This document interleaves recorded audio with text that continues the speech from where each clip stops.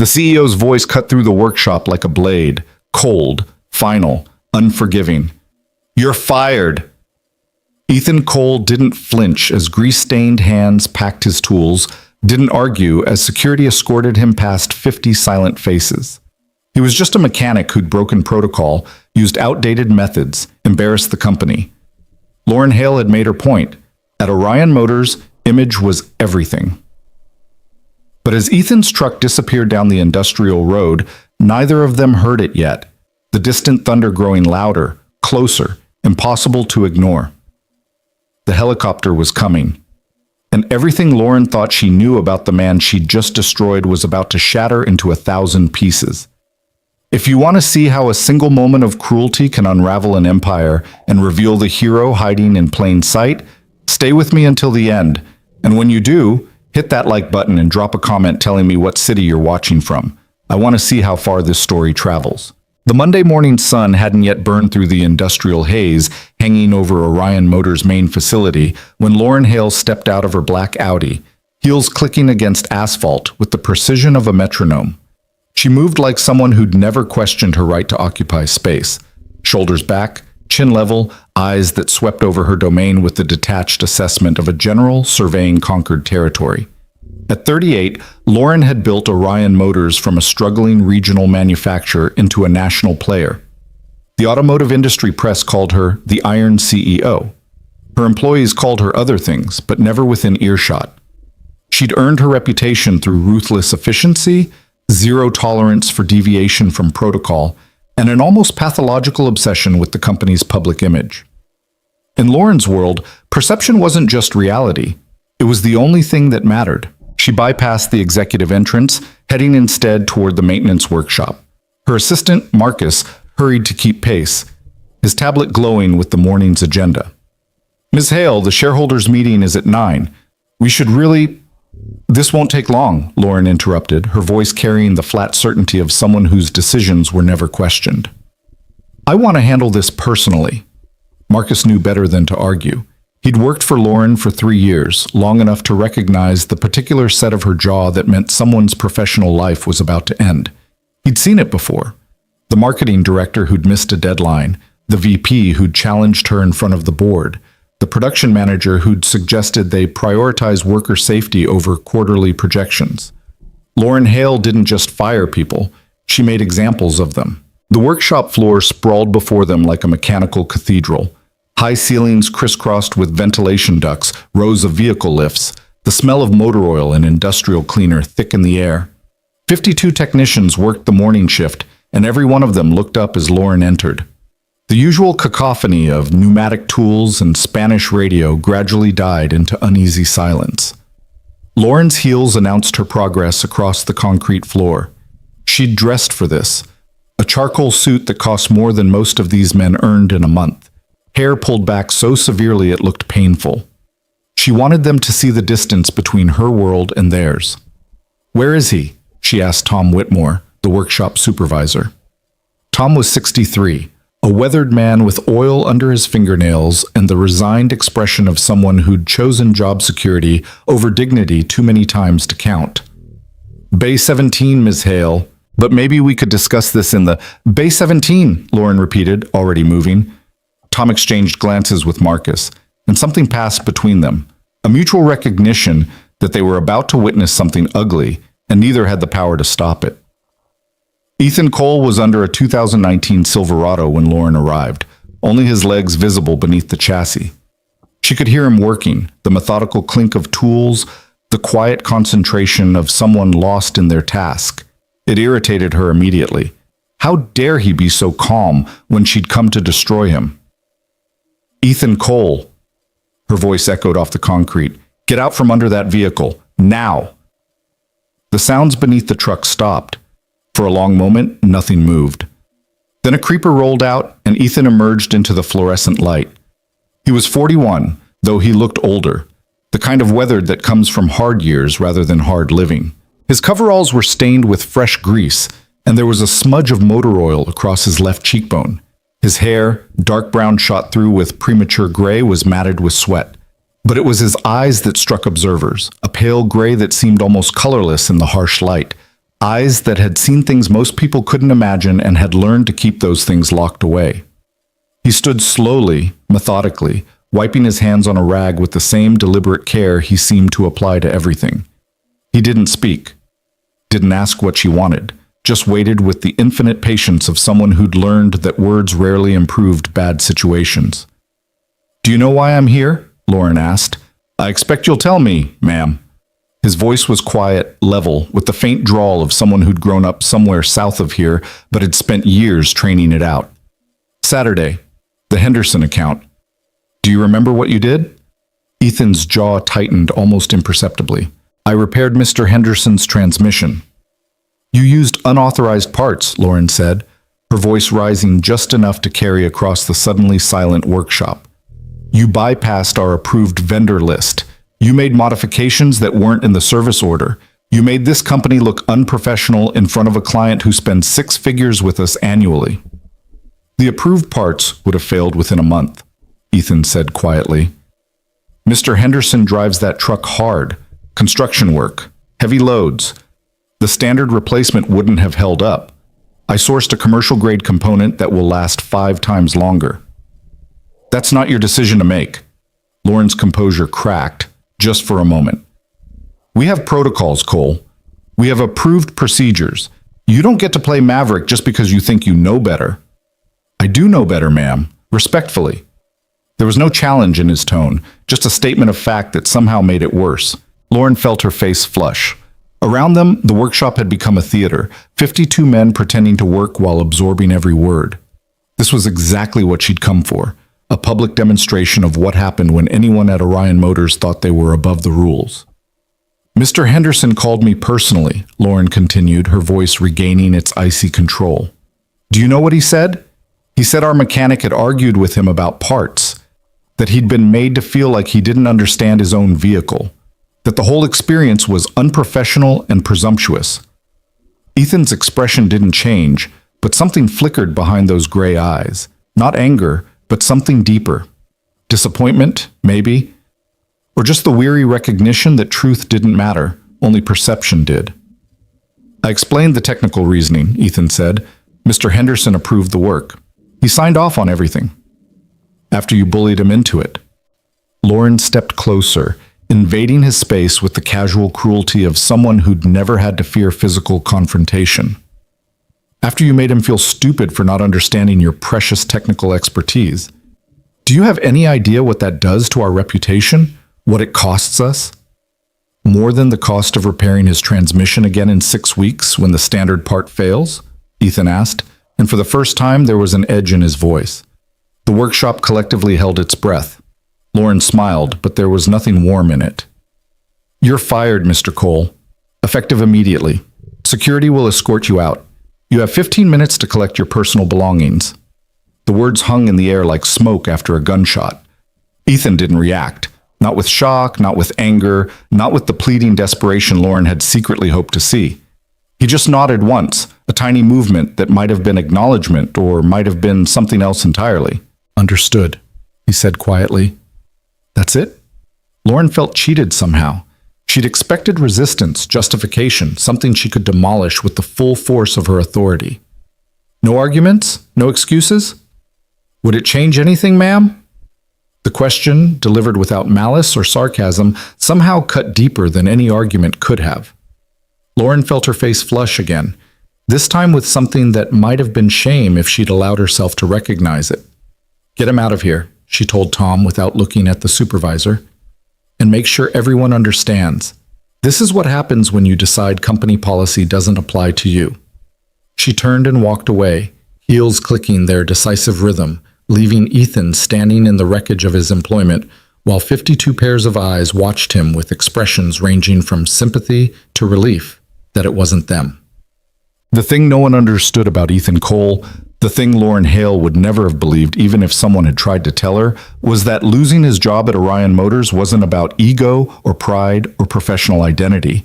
It was about a 6-year-old girl named Mia who was home right now with a babysitter, trying to breathe through lungs that didn't work the way they should, waiting for her daddy to come home with the medicine that kept her alive.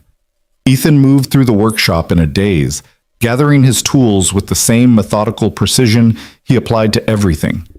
His hands knew the routine. The 10mm sockets went here, the torque wrenches there, the diagnostic tablet in its padded case.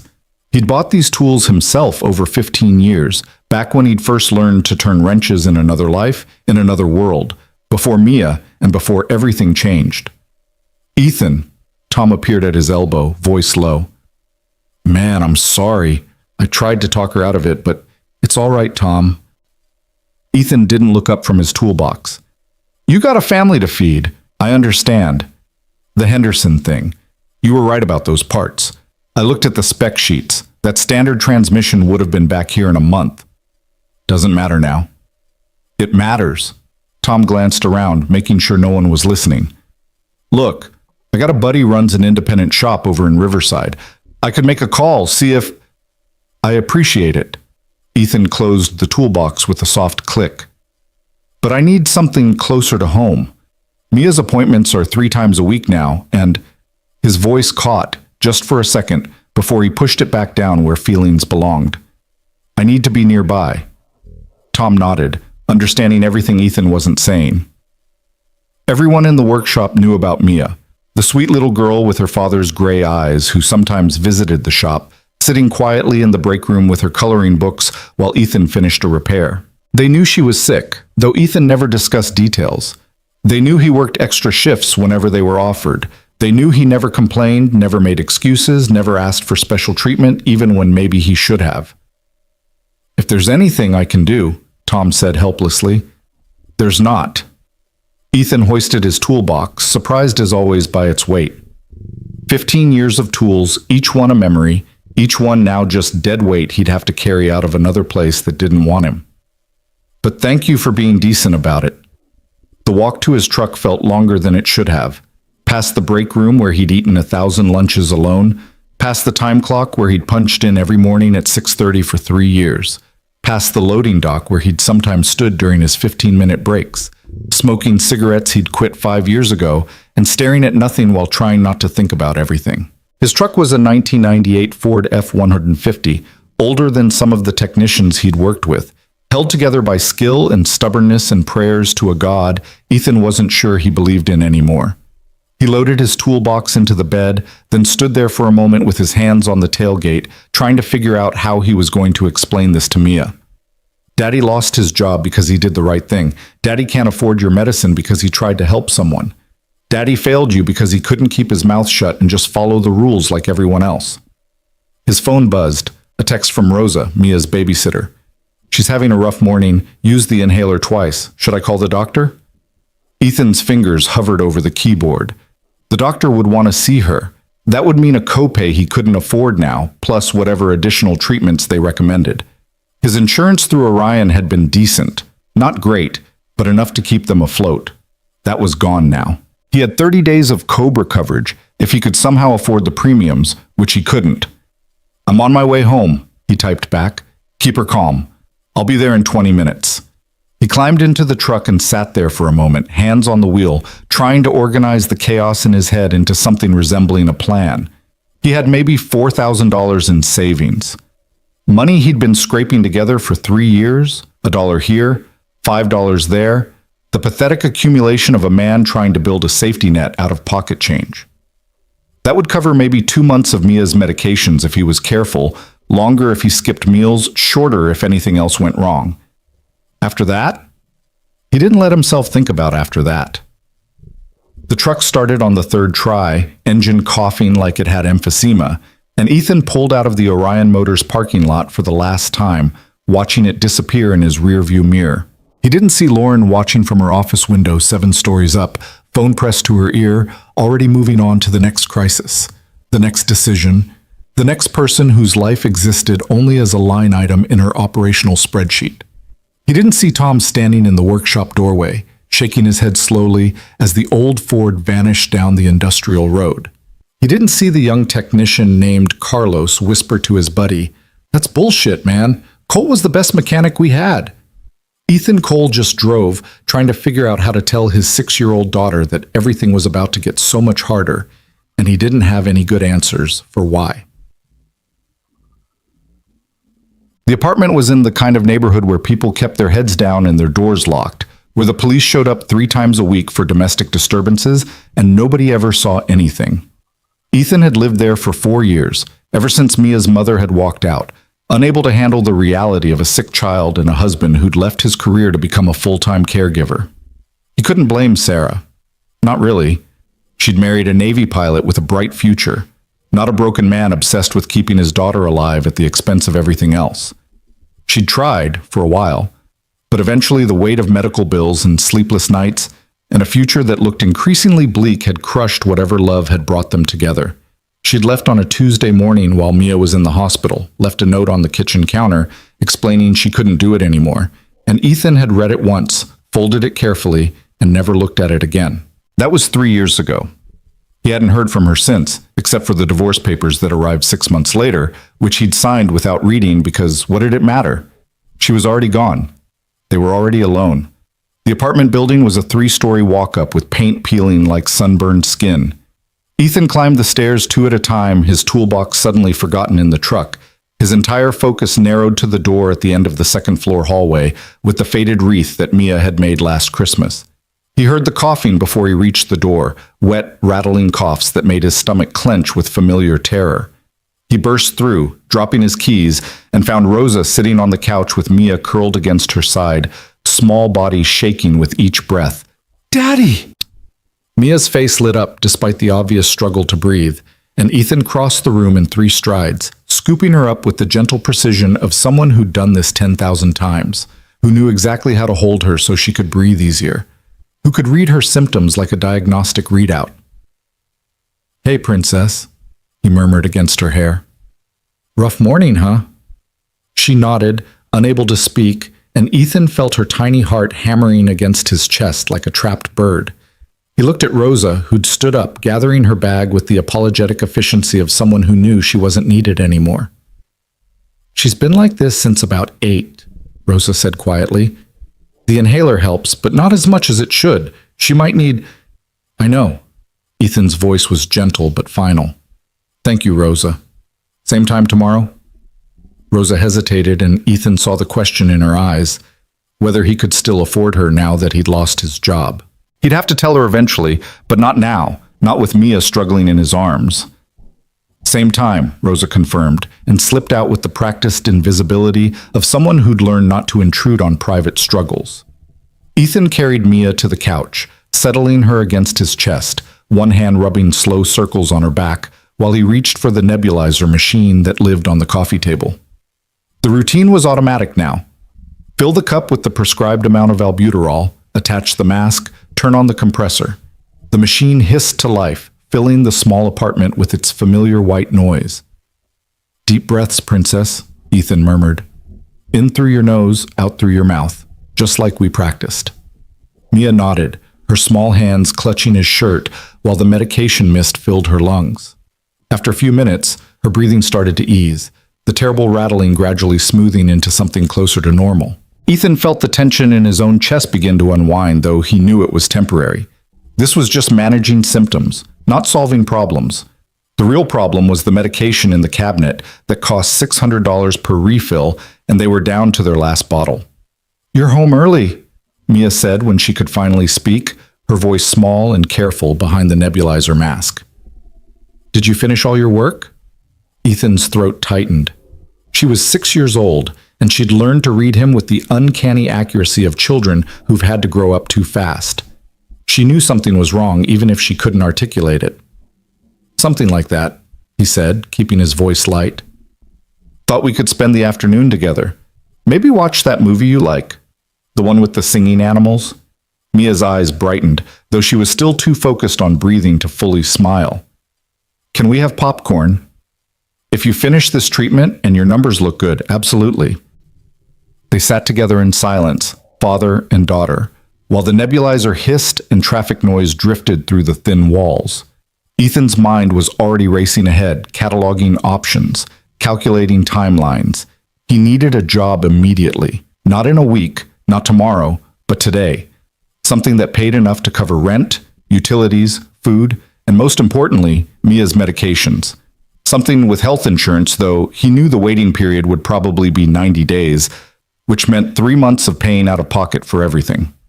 His phone was on the coffee table, and he stared at it like it might spontaneously offer solutions. He could call some of his old Navy buddies, see if anyone knew of job openings. He could hit up the independent shops in the area, see if anyone needed a mechanic willing to work cheap. He couldn't let himself finish that thought. Couldn't let himself consider the possibility that there might not be a solution this time, that his safety net of $4,000 might not be enough, that he might have to choose between rent and medication, between food and treatment, between keeping them off the streets and keeping Mia alive. "Daddy?" Mia's small voice cut through his spiral. "Why are you sad?"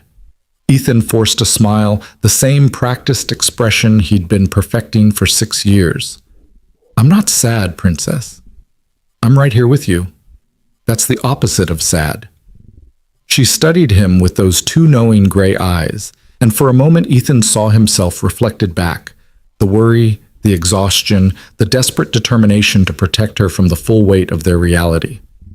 "Okay," she said finally, though they both knew she didn't quite believe him. "Can we watch the movie now?" "Yeah." Ethan removed the nebulizer mask gently, checking her breathing, noting the slight improvement. "Let me get you some water first, okay? You need to stay hydrated." He stood, moving to the kitchen that was really just a corner of the living room with a sink and a half-sized refrigerator. While he filled a glass with tap water, filtered through a pitcher because the pipes in this building leached lead, he allowed himself exactly 10 seconds to feel the full weight of his situation. 10 seconds to acknowledge that he had no job, no prospects, no safety net, and a daughter who needed constant, expensive medical care to survive. 10 seconds to feel the crushing pressure of responsibility, the suffocating fear that he might fail her, that all his sacrifice and suffering might not be enough. 10 seconds to stand at the sink with his head bowed and his hands gripping the counter while his whole body shook with the effort of not falling apart.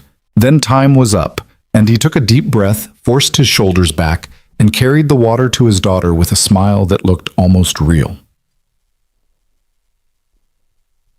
They were halfway through the movie, something about a koala putting on a singing competition, when Ethan's phone rang. Unknown number. He almost didn't answer, but something made him hit accept. "Is this Ethan Cole?" The voice was crisp, professional, with the particular cadence of someone used to being obeyed. "Speaking?" "Mr. Cole, this is Commander Patricia Morrison with the Naval Air Systems Command. I apologize for the intrusion, but we have a situation that requires your specific expertise. Are you able to speak privately?" Ethan glanced at Mia, who was absorbed in the movie, and carefully extricated himself, stepping into the small bedroom that doubled as his office, storage room, and escape from a living room that never felt big enough. "I haven't been active duty in 6 years, Commander," Ethan said quietly. "I don't think I can help you." "Actually, you're the only person who can help us. We have a missing pilot, Mr. Cole. Captain Jennifer Martinez went down somewhere in the Angeles National Forest during a training exercise 3 days ago. The emergency locator transmitter failed, her last known coordinates were compromised by equipment malfunction, and we've had aerial and ground teams searching 70 square miles without success. We're running out of time, and Captain Martinez is running out of options." Ethan closed his eyes, feeling the familiar weight of responsibility settle over him like a physical thing. "I still don't understand what this has to do with me. Your file says you completed 63 successful search and rescue operations during your active service. You have an almost supernatural ability to predict pilot behavior under extreme stress. You can read terrain and weather patterns in ways that our computer models can't replicate. People in your unit used to say you could think like a downed pilot because you'd been one yourself. That was a long time ago. The skill doesn't disappear, Mr. Cole. The way you see things doesn't change just because you're not wearing the uniform anymore." Morrison's voice softened slightly. "We need you. Captain Martinez has a husband and 2 children who need her to come home. We've exhausted our protocols, and we're reaching out to retired specialists with relevant experience. Your name was at the top of the list." Ethan leaned against the wall, mind already working despite himself. Angeles National Forest. Training exercise. Equipment failure. He could picture it. The terrain, the weather patterns this time of year, the likely flight path, the decision-making process of a pilot whose systems were failing. "I have a daughter," Ethan said finally. "She's sick. I can't leave her for—" "We don't need you to deploy to the search area. We just need you to look at the data we have and tell us where we should be looking. An hour of your time, maybe 2. We'll send a car to pick you up, bring you to the command center, and have you home before dinner. We'll compensate you for your time and—" Morrison paused. "I understand you recently experienced employment difficulties. Let's call this a consultation fee. $5,000 for reviewing our data and providing your assessment." $5,000. More than he'd saved in 3 years. Enough to buy him time, enough to keep Mia's medications current while he found another job. "I don't have anyone to watch my daughter," Ethan said, though he could already feel himself agreeing. "She can't be left alone." "Bring her. We'll have childcare available. Mr. Cole, I wouldn't ask if we had any other options. Captain Martinez has been down for 72 hours. If we don't find her in the next 24, the chances of recovery drop to almost 0. Ethan thought about Sarah, who'd left because she couldn't handle the pressure. He thought about Lauren Hale, who'd fired him for caring too much about doing things right. He thought about all the ways his life had narrowed down to this small apartment, this sick daughter, this constant struggle just to survive another day. But underneath all of that, buried under 6 years of exhaustion and compromise and desperate pragmatism, there was still the man who'd once pulled 3 pilots from burning wreckage, the man who'd understood that some responsibilities transcended self-interest, the man who'd believed that skill and knowledge carried obligations you couldn't just walk away from. "I'll do it," Ethan heard himself say. "When do you need me?" "A helicopter will be at the industrial park near your location in 90 minutes. Look for the clearing behind the abandoned warehouse on Industrial Boulevard." "And Mr. Cole?" "Thank you. You might just save a life today." The call ended, and Ethan stood in the small bedroom staring at his phone, trying to figure out how to explain to Mia that they were about to take a helicopter ride to help find a lost pilot, trying to reconcile the man he'd been with, the man he'd become, trying to understand how his life had somehow circled back to the one place he'd thought he'd left behind forever. From the living room, Mia called out, "Daddy, you're missing the best part." "Coming, Princess," Ethan called back and walked back into the room where his daughter waited, where the singing animals danced across the screen, where for just a little while longer he could pretend that everything was simple and safe and under control. But in the back of his mind, he was already in the forest, already reading terrain, already thinking like a pilot whose systems had failed and whose time was running out. Some skills didn't fade. Some responsibilities didn't end just because you tried to walk away. And somewhere in the Angeles National Forest, a woman named Jennifer Martinez was waiting for someone to find her before the darkness became permanent. 90 minutes until the helicopter arrived. 90 minutes to become someone he'd left behind 6 years ago, even if it was just for an afternoon. 90 minutes until everything changed. The helicopter touched down exactly 90 minutes later, its rotors churning up dust and debris from the abandoned industrial lot like a mechanical storm. Ethan stood at the edge of the clearing with Mia tucked against his side, one hand shielding her eyes from the flying grit, the other holding the small backpack that contained her inhaler, her medications, and the stuffed rabbit she'd had since she was 2. Mia's grip on his hand was tight enough to hurt, her small body trembling with a mixture of fear and excitement that Ethan recognized from every doctor's appointment, every hospital visit, every moment when the world became too big and too overwhelming for a 6-year-old who spent most of her life in a 50-square-foot apartment. "It's okay, Princess," he murmured against her hair, though his own heart was hammering in a way that had nothing to do with the helicopter and everything to do with the life he'd tried to leave behind. "It's just a ride, like an adventure." "A loud adventure," Mia said, but there was wonder in her voice now, the fear giving way to the resilient curiosity that never failed to break Ethan's heart. She was so brave, his daughter, braver than he'd ever been. The pilot emerged from the helicopter, a woman in her mid-30s with close-cropped dark hair and the efficient movements of someone who'd logged thousands of flight hours. She approached with her hand extended, her voice barely audible over the dying whine of the rotors. "Mr. Cole? Lieutenant Sarah Chen, Commander Morrison asked me to bring you to the command center." Her eyes dropped to Mia, and something in her expression softened. "And you must be the co-pilot." Mia looked up at Ethan, uncertain, and he squeezed her hand gently. "That's you, Princess. What do you say? Thank you for the ride, ma'am, Mia said with the careful politeness Ethan had drilled into her, the manners that were supposed to make up for the fact that they lived in a neighborhood where police sirens were white noise and the elevator never worked. Lieutenant Chen smiled, a real smile that reached her eyes. Let's get you both aboard. We've got a flight seat that'll fit you perfectly, and I bet you've never seen the city from up high before. The interior of the helicopter was cramped but meticulously maintained, the smell of aviation fuel and electronics familiar in a way that made Ethan's chest tighten with memories he'd spent 6 years trying to forget. Chen helped Mia into a flight seat, adjusting the harness with gentle precision while Ethan strapped himself in beside her. First time in a helicopter? Chen asked Mia while running through her pre-flight checklist. Mia nodded, eyes wide, momentarily forgetting her usual shyness in the face of something so far outside her normal experience. Well, you picked a good day for it. Visibility's perfect, winds are calm, and we've got about a 30-minute flight to the command center. You let me know if you need anything, okay? The rotor spooled up again, that distinctive whop, whop, whop that Ethan had once heard in his sleep. And then they were lifting, the industrial park falling away beneath them as Los Angeles spread out in all directions like a circuit board made of concrete and glass and desperate dreams. Mia pressed her face against the window, breath fogging the plexiglass, and Ethan watched her watching the world shrink beneath them. For a moment, he let himself forget about the missing pilot, the job he'd lost, the medications running low in their bathroom cabinet. For a moment, he just watched his daughter discover wonder, and it was enough.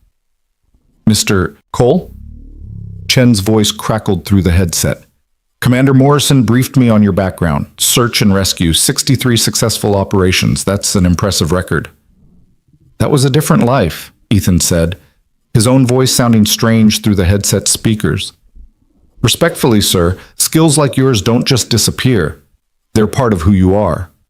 Chen banked the helicopter smoothly, adjusting their heading. Captain Martinez has 2 kids, 8 and 10. They're at the command center right now with their father, waiting for news, waiting for someone to bring their mom home. Ethan didn't respond, but his jaw tightened. Chen was playing him, using his empathy as leverage, and the worst part was that it was working. He knew what those kids were feeling right now. He'd lived it himself, watching his own father disappear into operational deployments, never quite sure if this would be the time Dad didn't come home. I'll do what I can, he said finally, but I've been out for 6 years. I don't have access to current tactical doctrine, current search patterns, current anything. I'm not sure how much help I'll actually be. Commander Morrison seems to think you're exactly what we need. And from what I've heard about your record, when you told people where to look, they found what they were searching for. The command center turned out to be a converted warehouse in Burbank, its exterior deliberately nondescript, its interior a maze of communication equipment, satellite displays, and tactical maps that covered every wall. Personnel moved with the controlled urgency of people working against a ticking clock, voices crisp and professional even as the underlying tension was thick enough to taste. Commander Patricia Morrison was waiting when they landed, a woman in her 50s with steel gray hair and the bearing of someone who'd commanded respect long before she'd earned the rank that demanded it. She shook Ethan's hand with a grip that said she didn't waste time with gentle pleasantries. Mr. Cole, thank you for coming, and this must be Mia. She crouched down to Mia's eye level with surprising grace. We've got a room set up with movies and games and snacks. My assistant's daughter is about your age, and she left some of her favorite books here. Would you like to see? Mia looked up at Ethan, and he nodded. It's okay, princess. I'll be right in the next room, and if you need anything, you just ask for me, okay?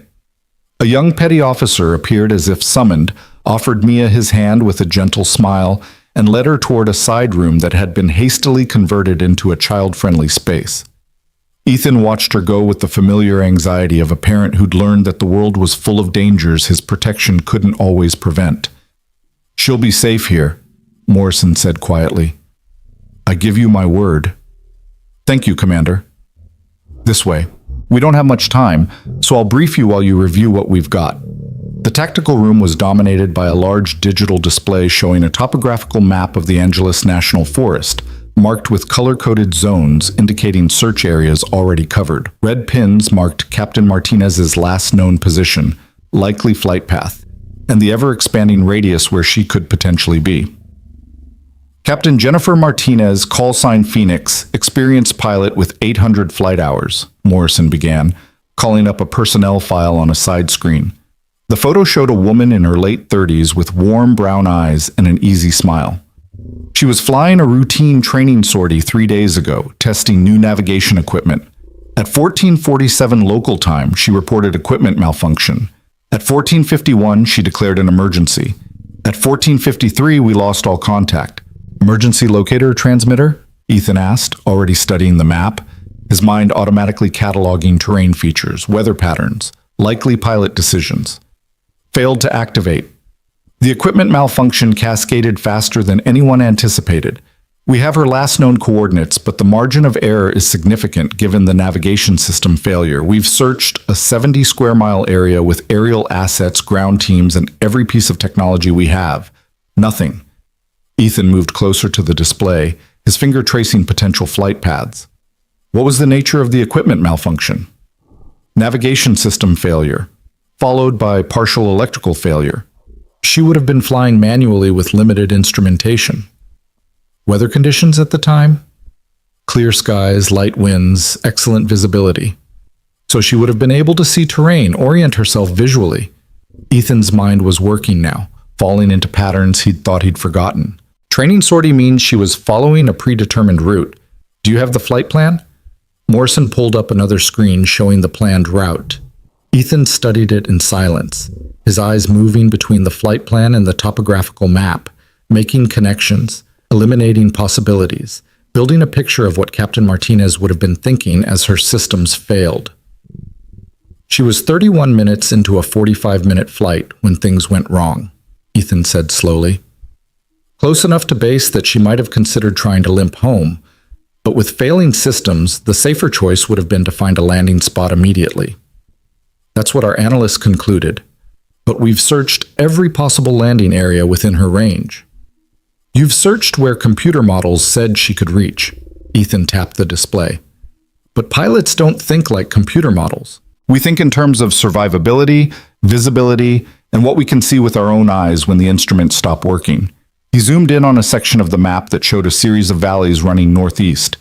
What's the prevailing wind direction at altitude in this area? Southwest to northeast. So if she lost power or needed to glide, the wind would have pushed her this direction. His finger traced a path that diverged from the search areas. Your computer models probably calculated maximum glide range based on optimal conditions, but an experienced pilot fighting failing systems isn't thinking about optimal. She's thinking about survivable. Morrison leaned forward, studying where Ethan was pointing. That area is outside our primary search radius. The terrain analysis suggested it was too rugged, too forested, not enough clear areas for an emergency landing, which is exactly why she might have gone there. Ethan zoomed in further, the display showing a narrow valley with a creek running through it. Look at this. Water source, natural clearing along the creek bed, southern exposure for warmth and visibility. If I'm a pilot with failing systems, I'm not looking for a perfect landing zone. I'm looking for survivable terrain with resources for the aftermath. We don't have any signals from that area. No emergency beacon, no radio contact, nothing. Because her transmitter failed and her radio was compromised, but that doesn't mean she's not there. Ethan straightened, meeting Morrison's eyes. Commander, with respect, you've been searching where the technology said she should be. I'm telling you where a pilot would actually go. Morrison studied him for a long moment, then turned to one of her officers. Lieutenant Rodriguez, redirect Falcon team to these coordinates. Full search pattern, visual and thermal. Ma'am, that's going to pull them out of the primary. Do it. If Mr. Cole is wrong, we've lost a few hours. If he's right, we found our pilot. The next 40 minutes were an exercise in controlled tension.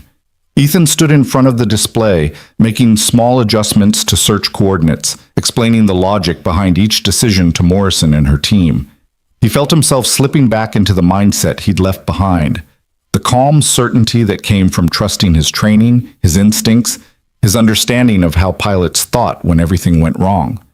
Behind them, personnel monitored communications, tracked the redirected search team's progress, updated the displays in real time. The room hummed with purposeful activity, and Ethan was peripherally aware of people watching him, evaluating him, trying to reconcile the man in grease-stained jeans with the tactical analyst whose suggestions were shifting an entire search operation. Falcon Lead has reached the new search area, Rodriguez reported, beginning visual sweep of the valley. Everyone in the room seemed to hold their breath. Ethan kept his eyes on the display, watching the blue icons representing the search team move through the terrain he'd identified. He was either right, and they were about to find Captain Martinez, or he was wrong, and he just wasted precious hours and undermined whatever credibility Morrison had given him. 10 minutes passed. 15. The tension in the room ratcheted up with each passing minute. Ethan felt sweat collecting at the small of his back, his hands clenched at his sides. He'd been so certain, but certainty didn't mean anything if... Falcon Lead to command. The voice crackled through the speakers with barely contained excitement. We have visual confirmation. I repeat, we have visual confirmation. Located one pilot, alive, responsive, waving from a creek bed at the following coordinates. The command center erupted, not with cheers or celebration, but with the immediate mobilization of rescue protocols. Medical teams alerted, extraction helicopter dispatched, communication with ground units coordinated with split-second precision. Morrison was already moving, issuing orders, but she paused long enough to grip Ethan's shoulder. You found her, Mr. Cole. You brought her home. Ethan couldn't speak. He just nodded, feeling something tight in his chest finally release. Somewhere in that forest, a woman named Jennifer Martinez was going to see her children again. Somewhere, a husband was about to get the call that his wife was safe. Somewhere, 2 kids were about to learn that their mother was coming home. The extraction team is en route, Rodriguez reported. Captain Martinez is ambulatory but dehydrated. Preliminary assessment suggests she'll make a full recovery. Morrison turned to Ethan. We need to debrief you, document your methodology. What you just did, reading that terrain, predicting her behavior, that's not something we can easily replicate with computer models. The Navy could use someone with your particular skill set on a consulting basis. Commander, I appreciate that, but I have a daughter who needs... I know about your daughter, Mr. Cole, and I know you just lost your job at Orion Motors. Morrison's expression was sympathetic but direct. What I'm offering is contract work. Flexible hours, work from home when possible, consultation fees well above what you were making as a mechanic. We have pilots go down, we have training accidents, we have scenarios where human insight beats algorithmic prediction.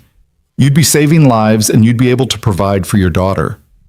Ethan opened his mouth to refuse, to explain that he'd left this world behind for good reasons, that he couldn't go back to being the person who lived in crisis and emergency and constant high-stakes decisions.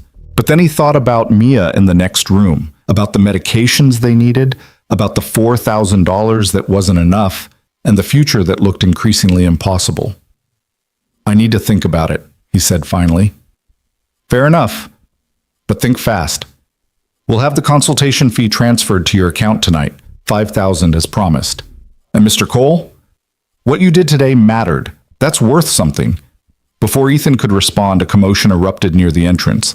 He turned to see a man in his early 40s burst into the command center, followed by 2 children, a boy and a girl with their mother's eyes, and Lieutenant Chen trying to maintain some semblance of order. Where is she? The man demanded, his voice cracking. They said you found her. Where is my wife? Morrison moved to intercept him, her voice calm and authoritative.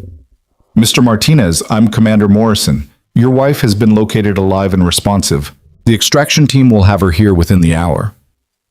The man's legs seemed to give out, and he sank into a nearby chair, covering his face with his hands while his children clung to him. The girl was crying, the boy trying to be brave and failing. Ethan watched them, saw the moment relief crash through terror, saw the way they held each other like people who'd been drowning and had finally found air. Who found her? Mr. Martinez asked, looking up with red-rimmed eyes. I need to know who brought my wife back. Morrison hesitated, then gestured toward Ethan. This is Ethan Cole. He's a former Navy search and rescue specialist who helped us locate your wife.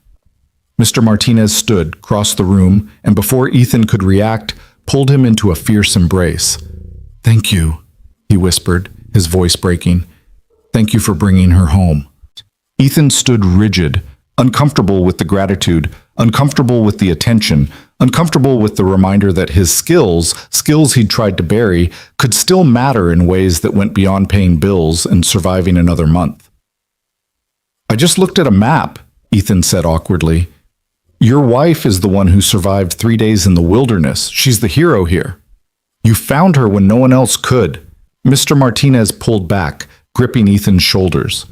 My kids still have their mother because of you. That's not nothing. The children were watching now, the girl wiping her eyes, the boy studying Ethan with open curiosity. They were 8 and 10, Morrison had said. The same age as Ethan had been when his own father had deployed to places that couldn't be named, doing things that couldn't be discussed, coming home changed in ways a child couldn't understand. Your mom is tough, Ethan told them, crouching down to their eye level. And she's smart. She knew exactly what to do to stay alive until help arrived. You should be really proud of her.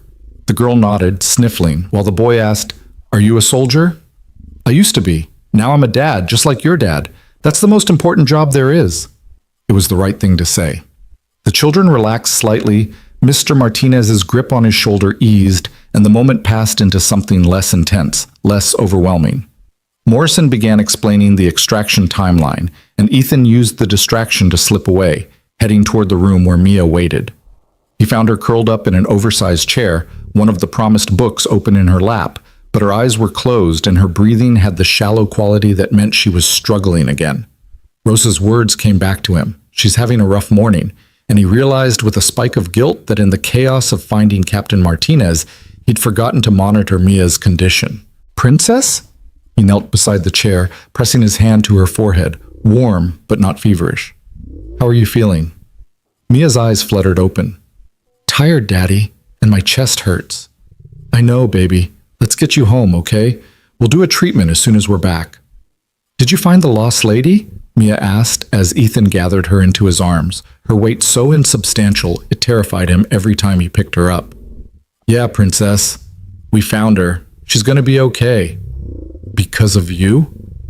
Because a lot of people work together. That's how good things happen. People helping each other. It was a nice sentiment, Ethan thought, as he carried his daughter through the command center toward the waiting helicopter. People helping each other. What a luxury, to believe that was how the world actually worked, instead of the truth he'd learned through hard experience, that people helped themselves, and if you were lucky, you didn't get crushed in the process.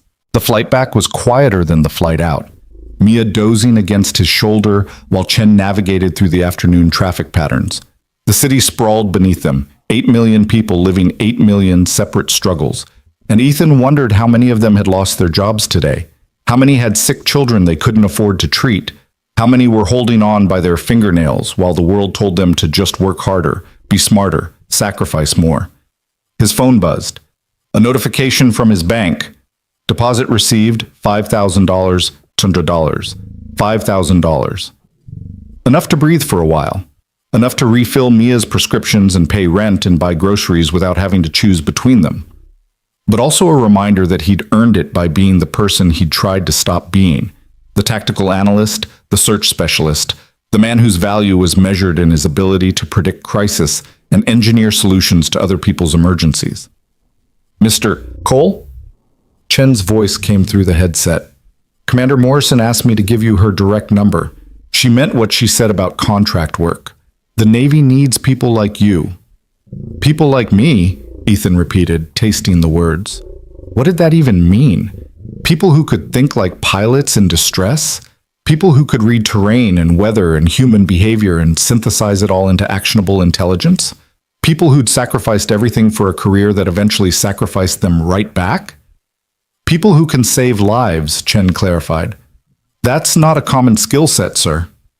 The helicopter touched down in the same industrial lot where they'd started, dust swirling in the rotor wash, late afternoon sun turning everything golden and surreal. Ethan thanked Chen for the ride, adjusted Mia in his arms, and walked back to his truck feeling like he'd lived 3 days in the space of 6 hours. He got Mia home and settled on the couch with her nebulizer, the familiar hiss of the machine filling the apartment with its medical white noise. While she breathed medication into her struggling lungs, Ethan stood at the kitchen sink and stared at his phone, at Commander Morrison's contact information, at the choice that was somehow both impossible and inevitable. Go back to the world he'd left behind, use the skills he'd tried to bury, except that he was useful in ways that went beyond turning wrenches and diagnosing transmission problems.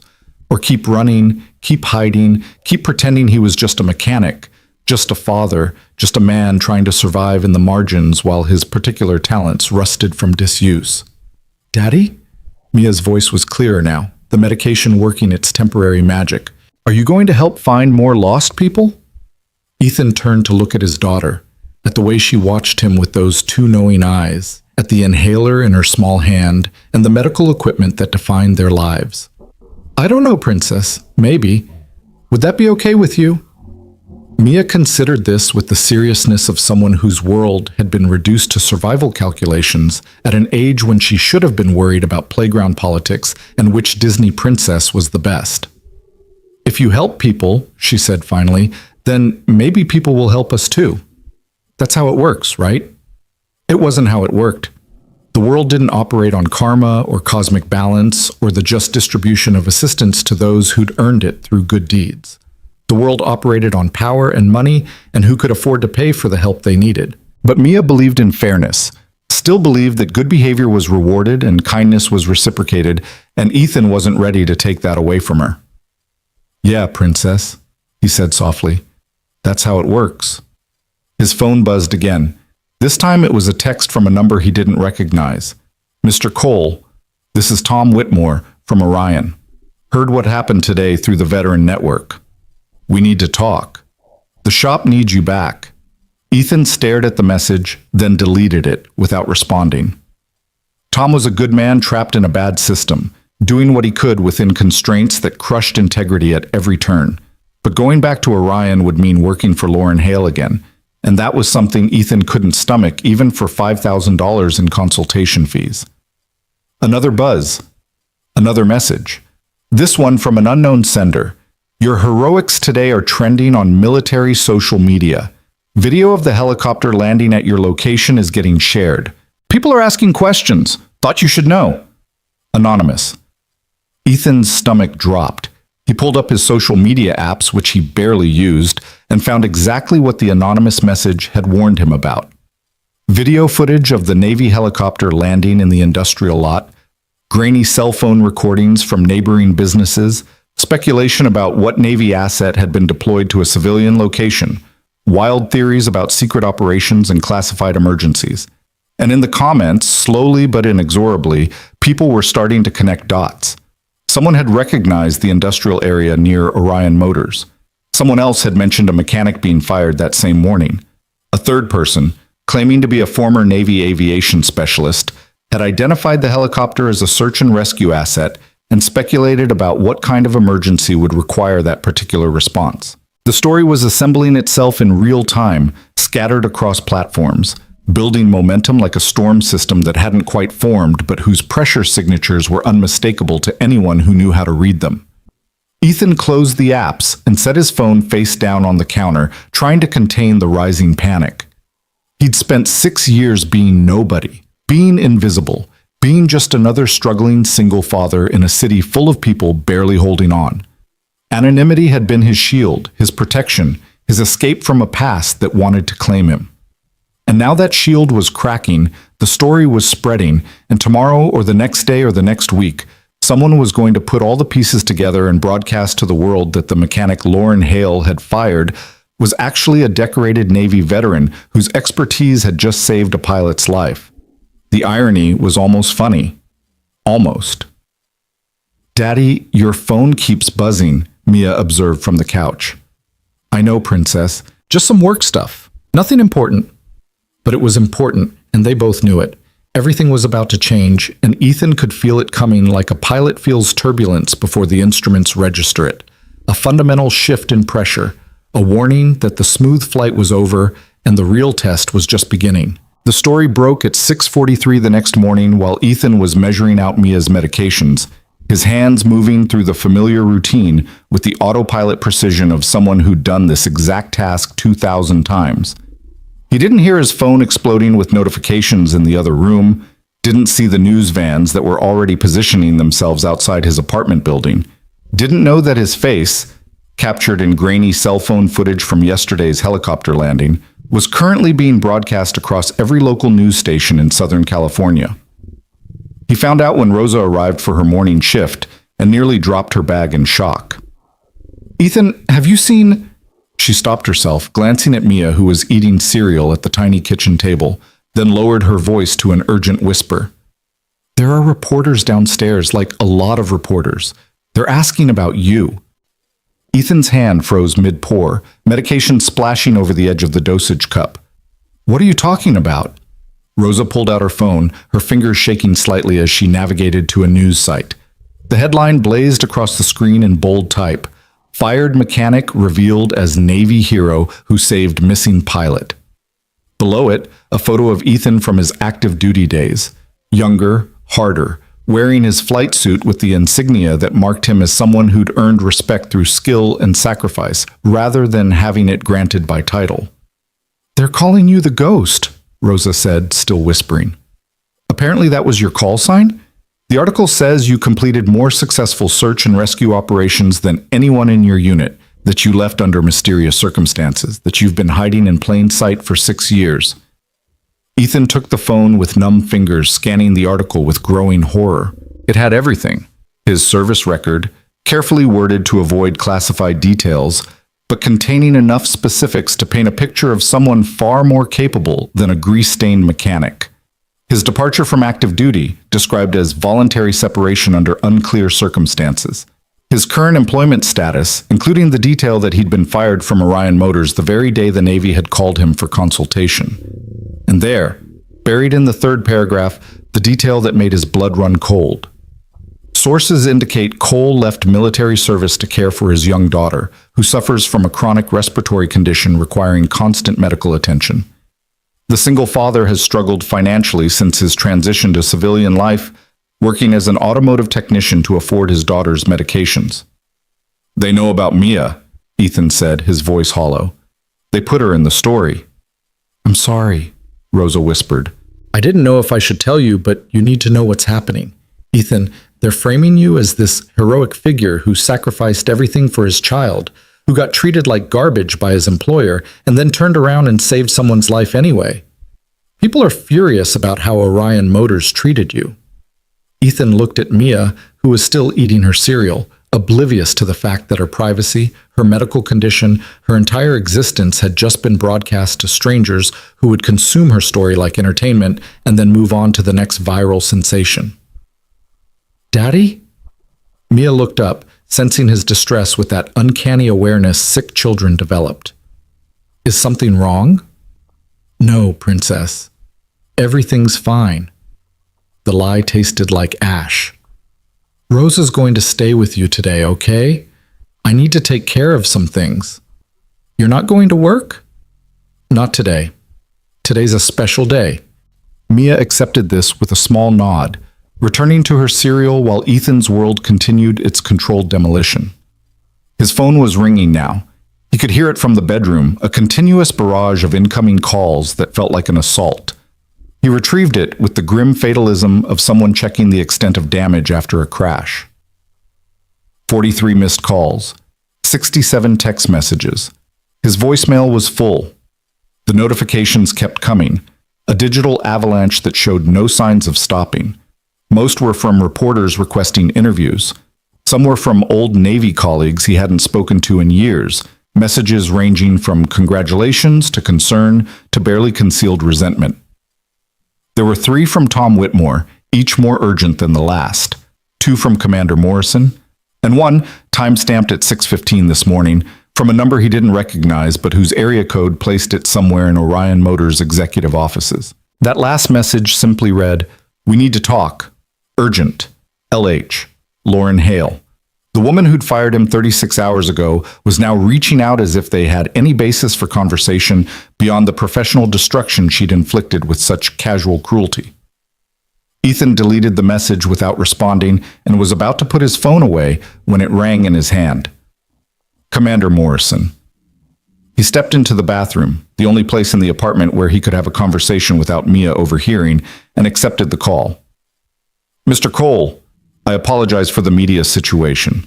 Morrison's voice was tight with controlled anger. Someone leaked information to the press. We're conducting an internal investigation, but the damage is done.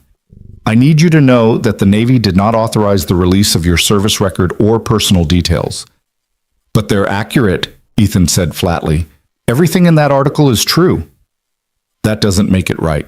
Your privacy has been violated and there will be consequences for whoever was responsible.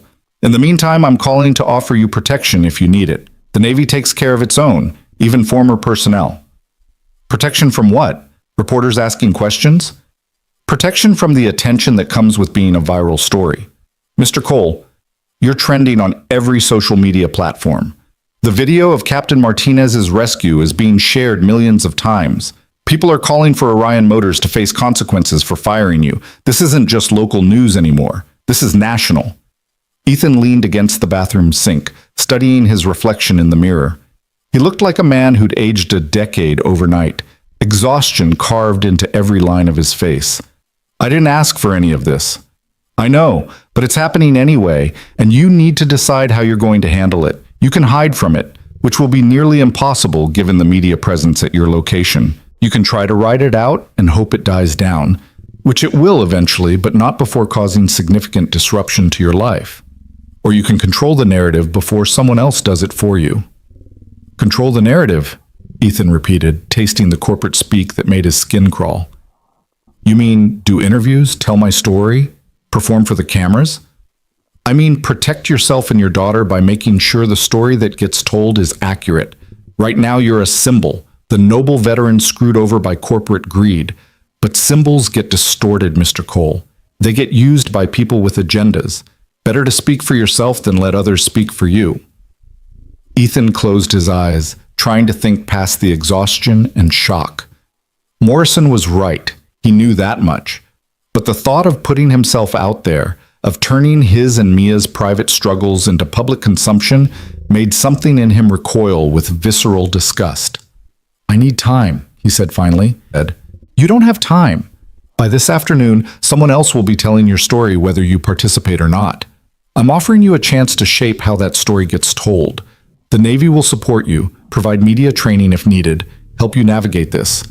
But you need to decide now. Before Ethan could respond, he heard Rosa's voice from the other room, sharp with alarm.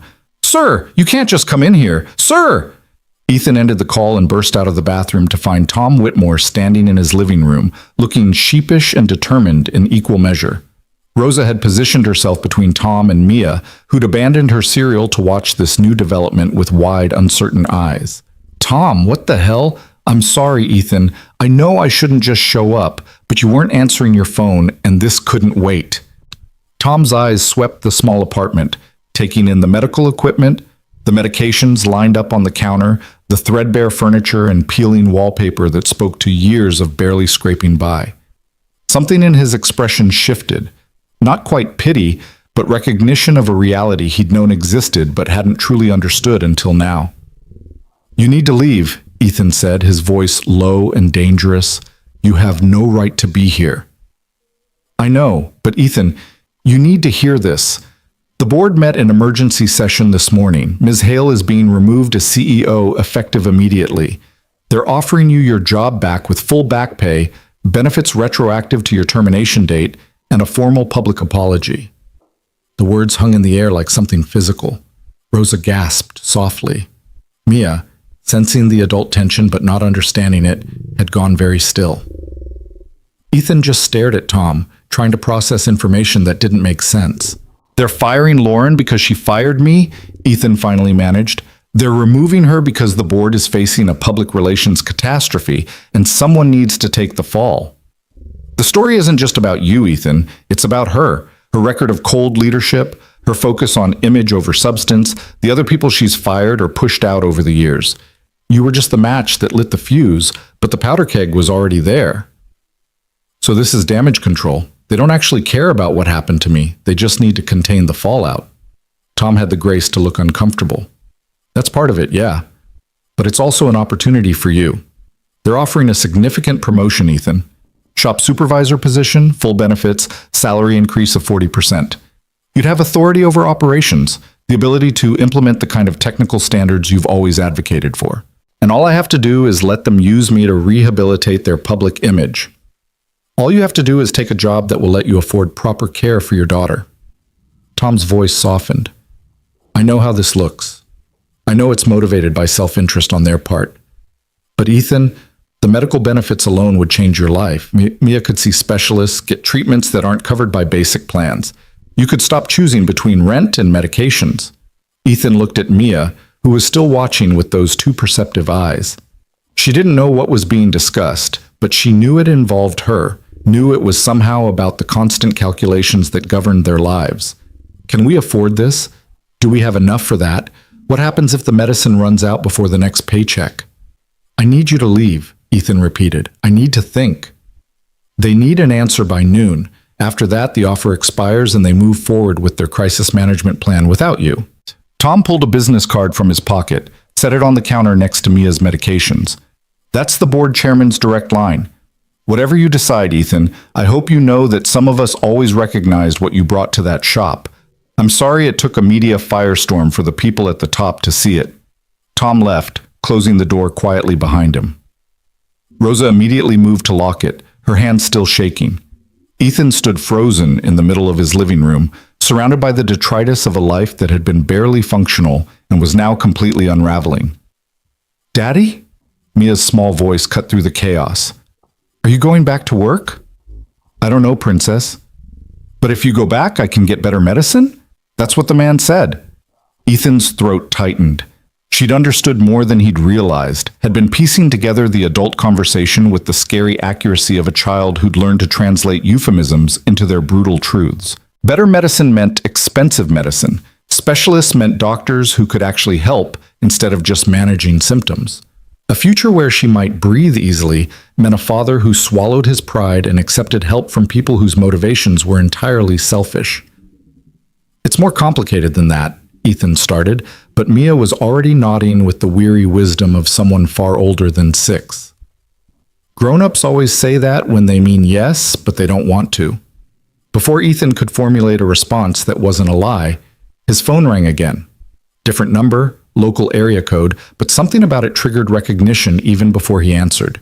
He knew who this was before the voice on the other end confirmed it. Mr. Cole, this is Lauren Hale.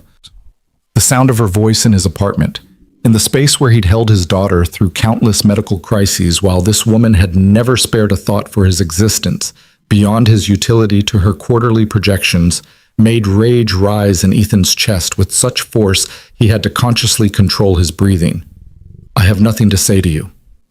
Please, just listen. I'm calling from my personal phone, not as a representative of Orion Motors. I'm no longer with the company as of this morning.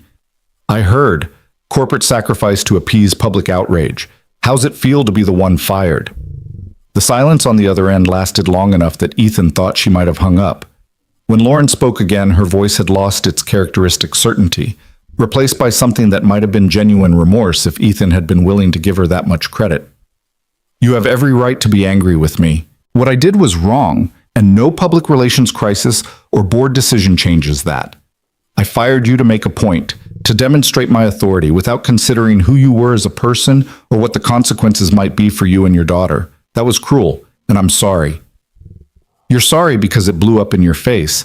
You're sorry because you're facing consequences for the first time in your corporate career. Don't insult me by pretending this is about genuine remorse. You're right, partially right anyway.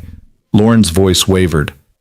But Mr. Cole, Ethan, I'm also calling because I need you to understand something. When I fired you, I didn't know about your daughter's condition. I didn't know about your service record. I didn't know anything about you except what I saw in that moment, someone I perceived as challenging my authority. That's not an excuse, it's an indictment. You destroyed someone's livelihood without knowing anything about their circumstances. I know, and I have to live with that. A pause, then. They're offering you my job, aren't they? Not the CEO position, but a leadership role with real authority? Ethan's jaw tightened. That's none of your business. I'm asking because if you take it, you'll be in my position, You'll have power over people's livelihoods, authority to make decisions that impact their lives in ways you might not fully understand in the moment. And I'm calling to tell you something I wish someone had told me years ago. That power isn't worth anything if it makes you forget that everyone you manage is a person with their own struggles, their own fears, their own daughter waiting at home. The words landed with unexpected weight. Ethan found himself unable to immediately respond, his anger complicated by the uncomfortable recognition that Lauren was right. If he took the job, he would become what she'd been, someone with authority, someone who made decisions that cascaded through other people's lives, someone who could either remember where he came from or become just another executive treating workers as interchangeable assets. "Why are you telling me this?" Ethan finally asked. "Because I don't want you to become me. Because maybe if I can help you avoid my mistakes, some good can come from this disaster I created." Lauren's voice dropped to barely above a whisper. "And because your daughter deserves better than what I offered you. A father who maintains his integrity even when he has power, who remembers that compassion isn't weakness and understanding isn't inefficiency." The line went dead before Ethan could respond. He stood there holding his phone, trying to reconcile the woman who'd humiliated him in front of 50 witnesses with the person who just delivered what sounded like genuine advice born from genuine regret. "Was that the mean lady?" Mia asked from the couch, and Ethan realized she'd been listening to his half of the conversation, piecing together meaning from context the way she always did. "Yeah, princess, that was her. She sounded sad." People are complicated. Sometimes they do bad things and feel sad about it later. Does that make the bad things okay? No, but it means they're trying to be better. That counts for something. Mia considered this with the seriousness she applied to all moral questions, then returned to her cereal, which had gone soggy, but which she ate anyway because waste was something they couldn't afford. Ethan watched her, this tiny person who'd become his entire world, and tried to figure out what the right answer was. Take the job at Orion and give Mia access to better medical care, but compromise his principles by working for a company that only valued him after public pressure made it expedient. Refuse the job and maintain his integrity, but condemn his daughter to continued medical struggles because pride was apparently more important than her health. Accept Morrison's offer of contract work with the Navy, returning to a world he'd left for good reasons, but which at least represented honest work using skills he'd earned rather than sympathy he hadn't sought. His phone buzzed with another notification. This time it was a news alert. Orion Motors board meets with fired veteran. Sources say offer includes major promotion. They were already spinning the story, already positioning themselves as the benevolent corporation making amends, already using him whether he participated or not. "Rosa," Ethan said quietly, "I need to go out for a while. Can you stay with Mia?" "Of course, but Ethan, the reporter's downstairs." "I know. I'll deal with it." He changed into clean clothes, the nicest he owned, jeans without grease stains, a button-down shirt Mia had helped him pick out at Goodwill 2 years ago, because Daddy should have something fancy for parent-teacher conferences. He looked at himself in the bathroom mirror and saw a man at a crossroads, except both paths looked like traps, and the third option was standing still until circumstances forced movement anyway. "Daddy!" Mia appeared in the doorway, clutching her stuffed rabbit.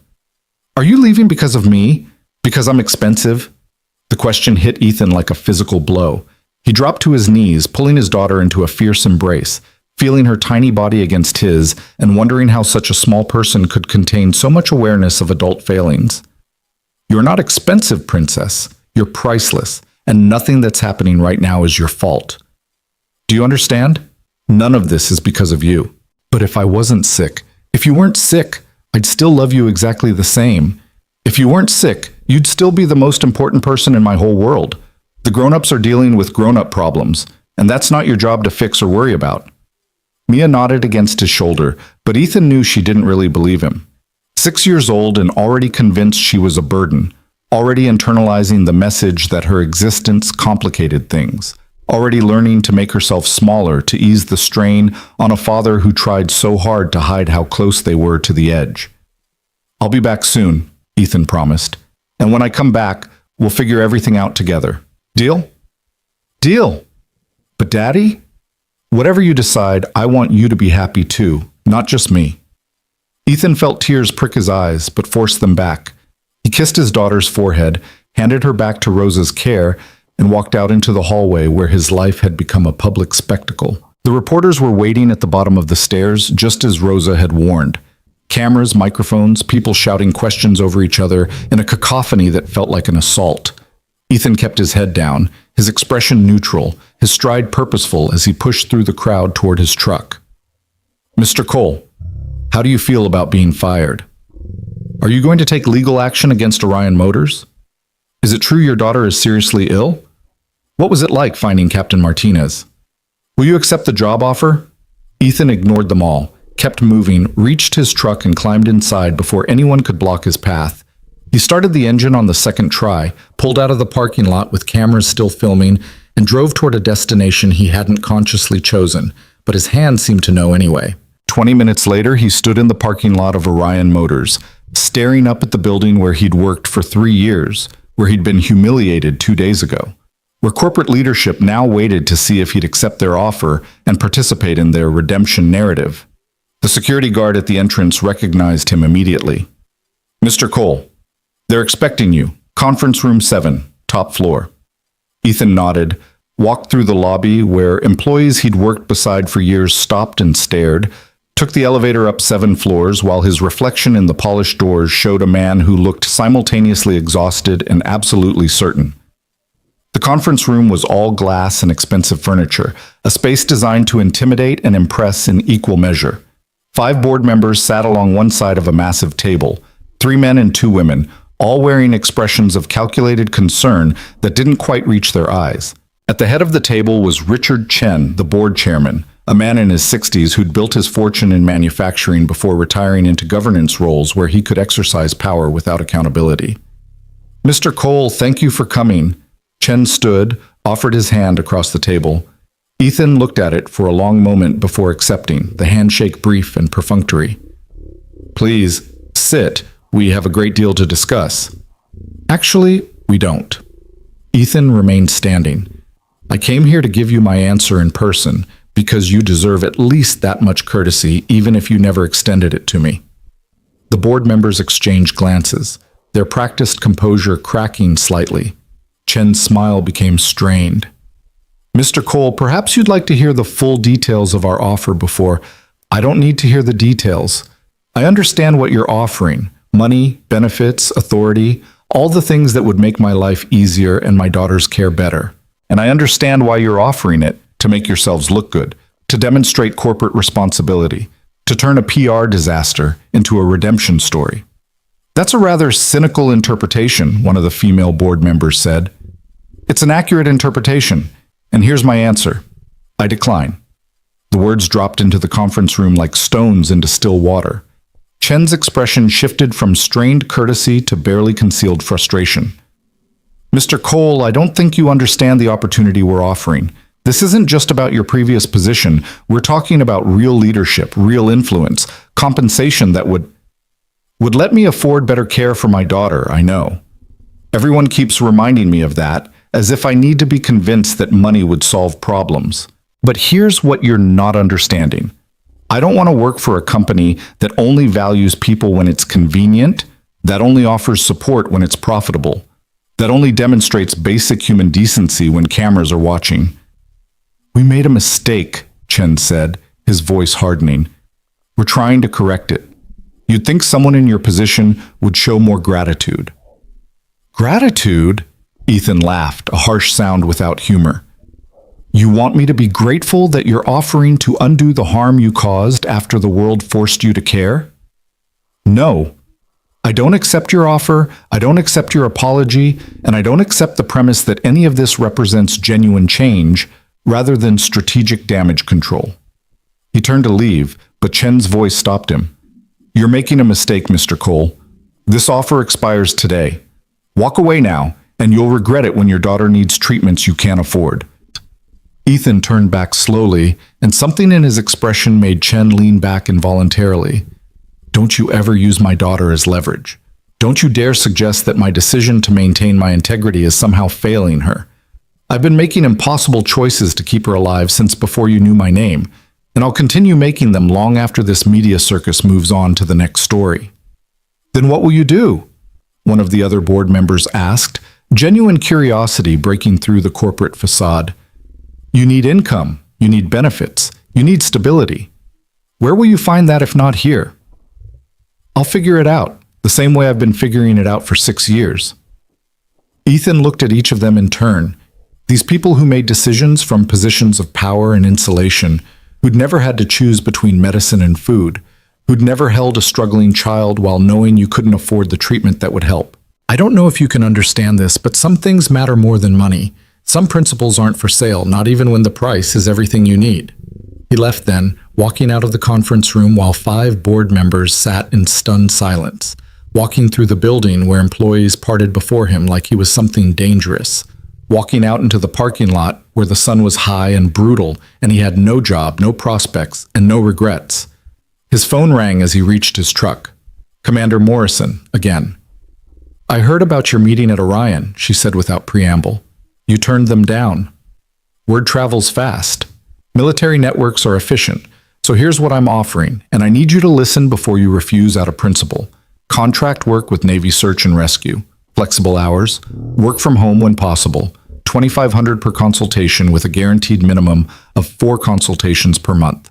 Full health benefits for you and your daughter through Navy Family Services, backdated to today. This isn't charity, Mr. Cole. This is the Navy recognizing value and securing it before someone else does. Ethan leaned against his truck, feeling the metal warm through his shirt from the afternoon sun. Why are you doing this? Because you saved Captain Martinez's life, and that matters more than corporate politics or media narratives. Because your skills are exactly what we need, and you've proven you haven't lost your edge. And because, Morrison's voice softened slightly, because I have a daughter too, and I understand what it means to do whatever it takes to give them the life they deserve. I left the military for reasons that haven't changed. I know. You left because the work cost too much, because every mission took something from you that you couldn't spare while raising a child alone.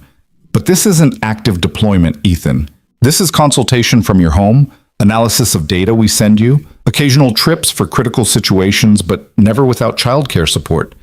You can use your skills without sacrificing your role as Mia's father. Ethan closed his eyes, feeling the sun on his face and the weight of too many decisions pressing down on shoulders that had been carrying impossible loads for so long. Can I think about it? You can have 24 hours. After that, I need to present alternatives to my superiors. Morrison paused. For what it's worth, I think you made the right choice at Orion. Working for people who only respect you under duress is a special kind of hell. The call ended, and Ethan drove home through traffic that felt surreal in its normalcy. People going about their lives, oblivious to the fact that his entire existence had been upended in the space of 48 hours. By the time he reached his building, the reporters had thinned out, moved on to other stories, or taken breaks to file their pieces before the evening news cycle. He climbed the stairs slowly, each step an effort, and found his apartment exactly as he'd left it. Rosa had put Mia down for a nap, the nebulizer machine quiet on the coffee table, the afternoon sun slanting through the thin curtains to paint everything in gold. How did it go? Rosa asked quietly. I turned them down. She nodded as if she'd expected nothing less. So what now? Now I figure out the next step. The same way I always do. Rosa gathered her things, squeezed his shoulder in a gesture of solidarity, and left him alone with his sleeping daughter and his uncertain future. Ethan stood in the center of his small living room, surrounded by evidence of their struggling life, and realized that for the first time in 6 years, he felt something approaching peace. He'd refused to be used. He'd maintained his integrity. He'd made a choice that prioritized principle over pragmatism, even when pragmatism would have solved immediate problems. Whether that made him brave or foolish, he didn't yet know. But watching Mia sleep, her breathing slightly labored but steady, he thought maybe it didn't matter. Maybe what mattered was that when she was old enough to understand, she'd know her father had chosen dignity over desperation, had refused to compromise his values even when the price was everything they needed. Outside, the city continued its indifferent rhythm. Tomorrow would bring new challenges, new decisions, new impossible choices between competing necessities.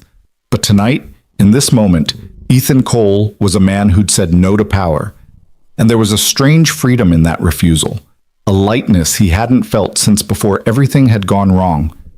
His phone buzzed one final time. A text from an unknown number. The pharmacy where you usually fill Mia's prescriptions called. An anonymous donor has paid off your account balance and set up a prepaid fund for the next 6 months of medications. They said to tell you that some people help not because they expect anything in return, but because it's the right thing to do. Ethan read the message 3 times, trying to comprehend what it meant, trying to figure out who would have done this. And then he remembered Mia's words from earlier. If you help people, then maybe people will help us too. Maybe she'd been right after all. Maybe the world did occasionally operate on something other than power and self-interest. Maybe sometimes, just sometimes, kindness was its own reward and integrity found its own support. He didn't cry, but it was close. Instead, he sat on his couch beside his sleeping daughter, placed one hand gently on her small back to feel the rise and fall of her breathing, and let himself believe just for a moment that everything might actually turn out okay. The anonymous donation bought them something Ethan hadn't had in years. Breathing room. Not just for Mia, whose medications were now secure for 6 months, but for Ethan himself, who could finally think beyond the next paycheck, the next crisis, the next impossible calculation between competing necessities. He spent that night researching Commander Morrison's offer with the kind of careful attention he'd once applied to pre-flight checks, examining every angle, every potential complication, every way this could either save them or complicate their lives in new and unexpected ways. By morning, he'd made his decision. He called Morrison at 7:30 before Mia woke up, before the day could accumulate enough momentum to change his mind. She answered on the second ring, her voice alert despite the early hour. "Mr. Cole, I was hoping to hear from you." "I'll take the contract work," Ethan said without preamble. "But I have conditions." "I'm listening." "Take, first, no deployments longer than 48 hours without at least 2 weeks' notice. Mia has medical appointments 3 times a week, and I need to be able to arrange backup care. Second, all work that can be done remotely gets done remotely. I'll come to the command center when necessary, but my baseline is working from home. Third, if I say I need to step back because of a medical emergency with my daughter, that gets respected without question or penalty." Morrison was quiet for a moment, and Ethan could almost hear her weighing his demands against institutional flexibility, personal sympathy against operational requirements. "Those are reasonable conditions," she finally said. "I can't guarantee we won't occasionally need you on short notice for critical situations, but I can guarantee that your role as Mia's father takes priority. We're not asking you to choose between your daughter and this work, Ethan. We're asking you to do both." "Then we have an agreement." "Good. I'll have contracts drawn up by this afternoon. In the meantime, I'm sending over some preliminary files, 3 cold cases that our analysts have been struggling with. Search scenarios where we never found the pilot or found them too late. I want your fresh perspective, no pressure, just see if anything jumps out at you." "Cold cases," Ethan repeated, feeling something tighten in his chest. "People we couldn't save. People we couldn't find. But maybe you can help us learn from those failures so we do better next time. That's what this is about, Ethan. Not just reactive crisis response, but improving our system so fewer pilots end up lost in the first place." After the call ended, Ethan sat in his small kitchen with coffee going cold in his hands, trying to reconcile the life he'd built, narrow, contained, focused entirely on survival, with the life that was opening before him. A life where his skills mattered again, where he could make a difference, where the knowledge he'd earned through hard experience could save lives instead of just diagnosing transmission problems. It was terrifying. It was also, he had to admit, exhilarating in a way he hadn't felt since Mia was born, and he'd held her tiny body and sworn he'd protect her from everything, even if it meant sacrificing every other part of himself. "Daddy?" Mia's voice drifted from the bedroom, still thick with sleep. "Is it morning?" "Yeah, princess, it's morning." Ethan stood, moved to the bedroom doorway where his daughter was sitting up in bed, her hair a tangled mess, her stuffed rabbit clutched against her chest. "How are you feeling?" "Okay, my chest doesn't hurt as much today." "That's good. That's really good." Ethan crossed the room, pressed his hand to her forehead in the automatic gesture of a parent who'd learned to read symptoms like instruments. Normal temperature, breathing that sounded clearer than yesterday. Small victories. How about we have a special breakfast this morning? Pancakes? Mia's eyes lit up. Pancakes were a luxury reserved for good days, days when they could afford the extra ingredients and the extra time. With chocolate chips? If that's what you want, then absolutely with chocolate chips. They spent the morning in the kind of domestic peace Ethan had learned to treasure, mixing batter, flipping pancakes that weren't quite round, laughing when chocolate chips escaped to burn on the griddle. Mia sat at their small table, legs swinging, telling him elaborate stories about her stuffed rabbit's adventures, while Ethan pretended the rabbit's exploits were the most fascinating thing he'd ever heard. This was why he'd left the Navy. This was what mattered more than career, more than recognition, more than the adrenaline rush of successful rescues and solved puzzles. These quiet moments with his daughter, these ordinary miracles of childhood that happened every day for millions of families, but which felt impossibly precious when you knew how fragile they were. His phone buzzed with an incoming email. The files Morrison had promised, 3 PDF documents with innocuous titles that belied their tragic contents. Ethan hesitated, then opened the first one while Mia finished her pancakes. Lieutenant James Morrison, lost during a training exercise in the Sierra Nevada mountains 14 months ago. Last known position compromised by equipment failure, search, conducted for 9 days before being called off.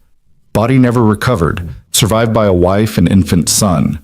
The file contained weather data, topographical maps, communication transcripts from Morrison's final transmissions, analysis of probable flight paths based on fuel consumption and last known vectors. Ethan scanned through it with professional detachment, his mind automatically processing information, eliminating impossibilities, constructing scenarios. There, a detail the analyst had noted but apparently hadn't weighted heavily enough. Morrison's final transmission mentioned visual landmarks, specifically a rock formation that looks like a cathedral. The analyst had tried to match this to known geological features along his presumed flight path and found nothing conclusive. But they'd assumed Morrison was describing something he was currently seeing, not something he'd seen moments before losing visual reference. If you backed up the timeline, adjusted for velocity, and the disorientation that came with system failures, that cathedral rock would place Morrison's last visual fix 3 miles northwest of where searches had concentrated. Different drainage pattern, different terrain profile, different everything.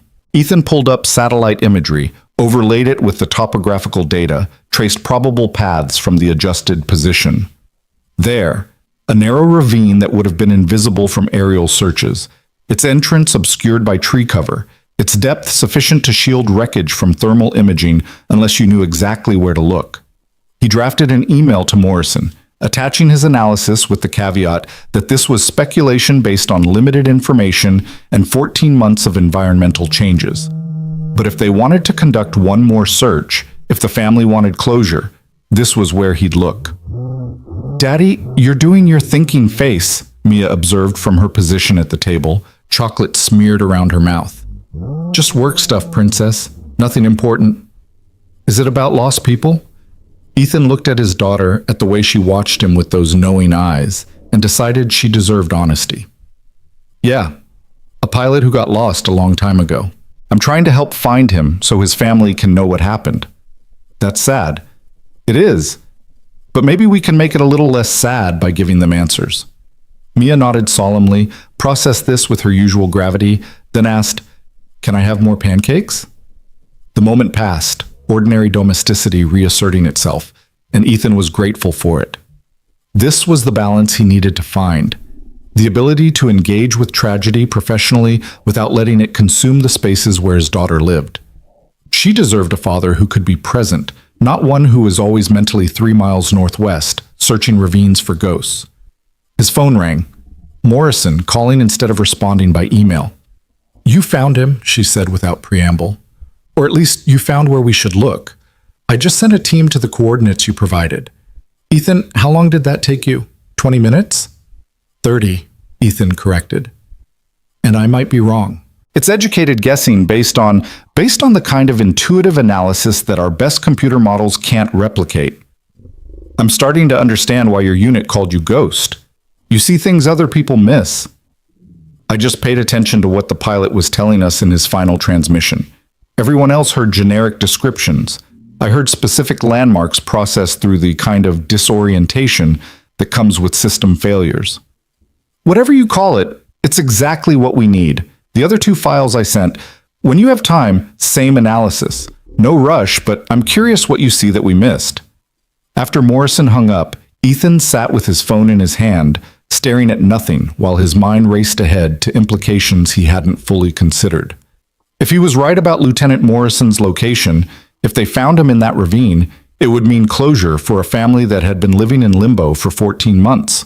It would also mean confirmation that his analytical approach worked, that his value to the Navy was real and substantial, that this contract work could become something more permanent if he let it. The question was whether he wanted it to, whether he was ready to step back into a world he'd left behind even in this limited capacity, whether he could maintain the boundaries he'd set, protecting his time with Mia, preserving their small domestic peace, while engaging with work that demanded his best thinking and his deepest empathy. "Daddy, you're thinking again," Mia said, her voice patient but pointed. "Sorry, Princess, I'm done now. What do you want to do today? Can we go to the park? I feel good enough for the park."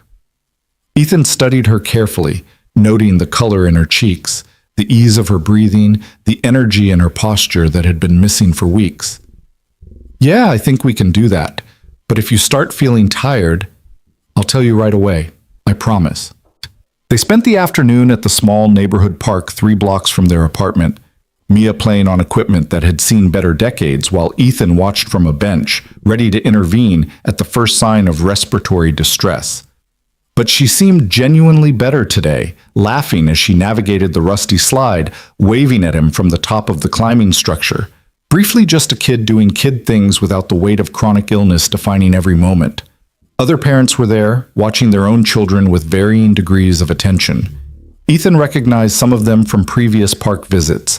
The young mother with twins who always looked exhausted, the grandfather who brought his grandson every Tuesday and Thursday, the father who worked from his phone while his daughter played alone. Today, several of them were watching Ethan with poorly concealed interest. The story had been in the news, his face recognizable now from the photos that had circulated. He could feel their curiosity, their questions, their desire to approach him and ask about the helicopter, the rescue, the firing, the dramatic revelation of his hidden past. He kept his eyes on Mia, his posture closed, his message clear. "Leave us alone." Eventually they did, their interest waning in the face of his obvious unwillingness to engage. This was what his life would be like for a while. Recognition from strangers, unsolicited attention, the uncomfortable celebrity that came from being a viral story. It would fade, he knew. Some new drama would capture public imagination. Some new hero would emerge, and he'd return to blessed anonymity. Until then, he'd endure it the way he endured everything else. With patience, with focus on what mattered, with the understanding that discomfort was temporary, but Mia's childhood was happening now, and he wouldn't let media attention steal these ordinary precious moments. His phone buzzed. A text from Tom Whitmore. "Heard you turned down the board's offer. Can't say I'm surprised. For what it's worth, half the shop walked out this morning in protest. They're forming a union, using your firing as the catalyst. Things are changing at Orion, whether the board likes it or not." Ethan read the message twice, trying to process the information. He hadn't intended to start a labor movement. He just refused to let his principles be bought. But apparently his decision had resonated with people who'd been swallowing their own compromises for years, who'd watched management treat workers as disposable and had finally found a catalyst for collective action. Another text, this time from a number he didn't recognize. "Mr. Cole, this is Jennifer Martinez. They told me you found me, that you're the reason I'm alive. I don't have adequate words to thank you. My family and I would like to meet you if you're willing. No pressure, no media, just a mother who wants to thank the person who brought her home." Ethan stared at the message, feeling emotion rise in his throat. He'd known abstractly that finding Captain Martinez mattered, that it had consequences beyond the immediate rescue. But seeing it stated so plainly, "You're the reason I'm alive," made it real in a way that numbers and operational reports never could. He typed back carefully. "I'm glad you made it home. I don't need thanks, just knowing you're with your family is enough.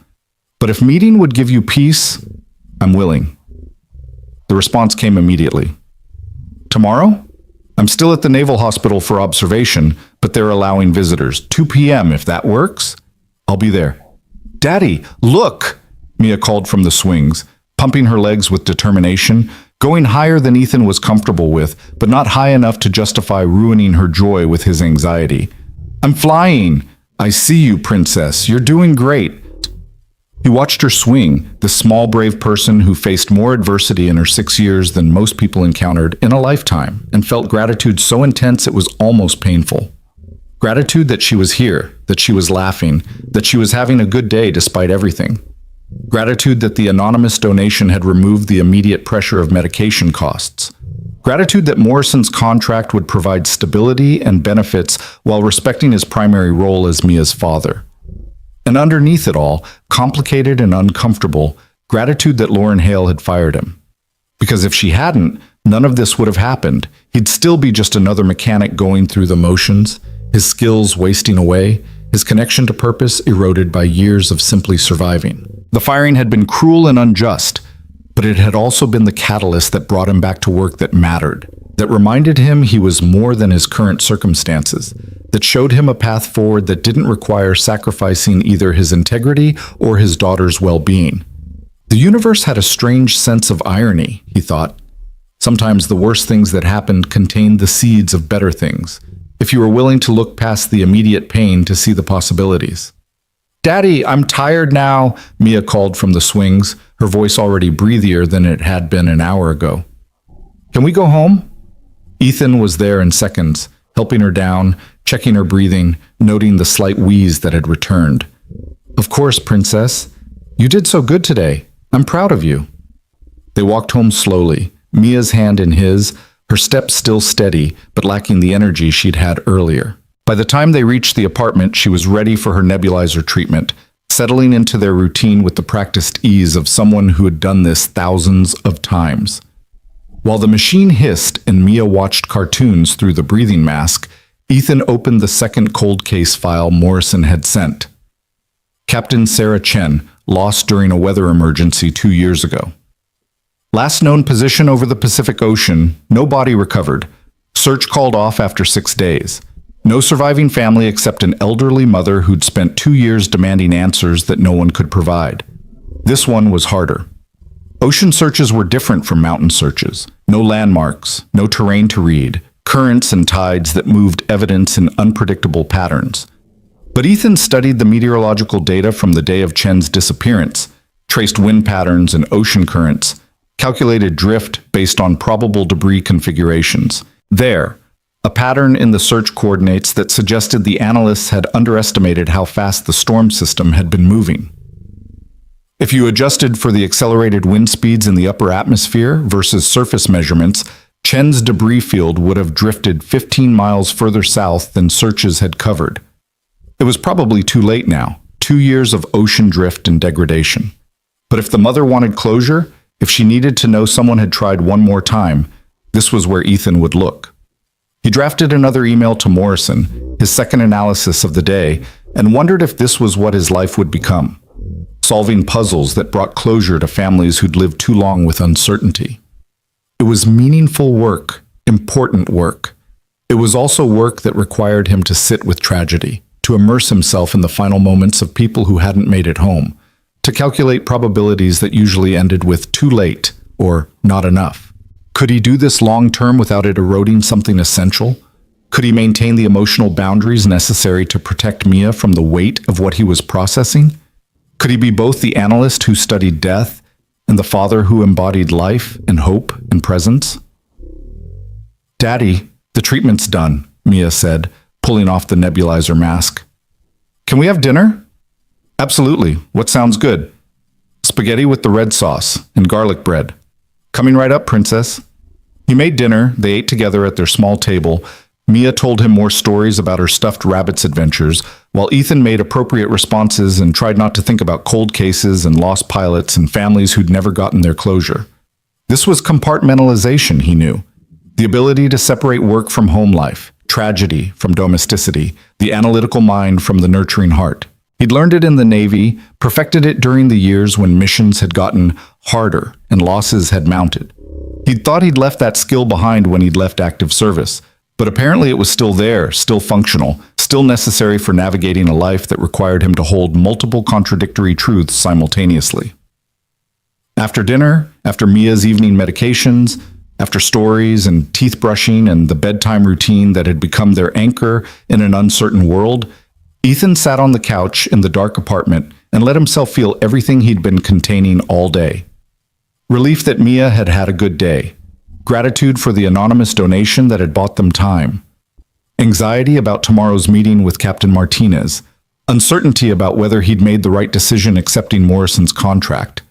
Guilt that his skills that could save lives, had been dormant for 6 years while he'd changed oil and rotated tires. And underneath it all, a strange sense of possibility he hadn't felt since before everything went wrong.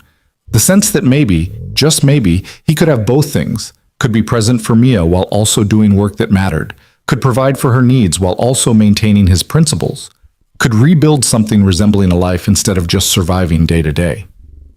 His phone lit up with a new message. Morrison again. Team reached the ravine at your coordinates, found Lieutenant Morrison's aircraft. Body recovered. Family notified. You gave them closure they'd been waiting 14 months for. Thank you doesn't cover it, but thank you anyway. Ethan read the message 3 times, feeling something complicated unfold in his chest. A man was still dead. A wife was still widowed. A child would still grow up without his father.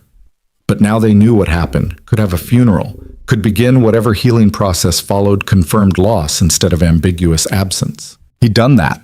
His analysis, his ability to read what others had missed, his willingness to engage with tragedy despite having every reason to avoid it, that had made a tangible difference in people's lives. It didn't fix everything. It didn't solve the fundamental challenges he and Mia faced, but it was something, and after 6 years of feeling like nothing he did mattered beyond immediate survival, something was more than he'd had yesterday. He checked on Mia one final time, found her sleeping peacefully with her stuffed rabbit clutched tight, her breathing steady enough that he could almost convince himself she was just a regular kid with regular problems, instead of a chronically ill child whose health was the axis around which their entire world rotated.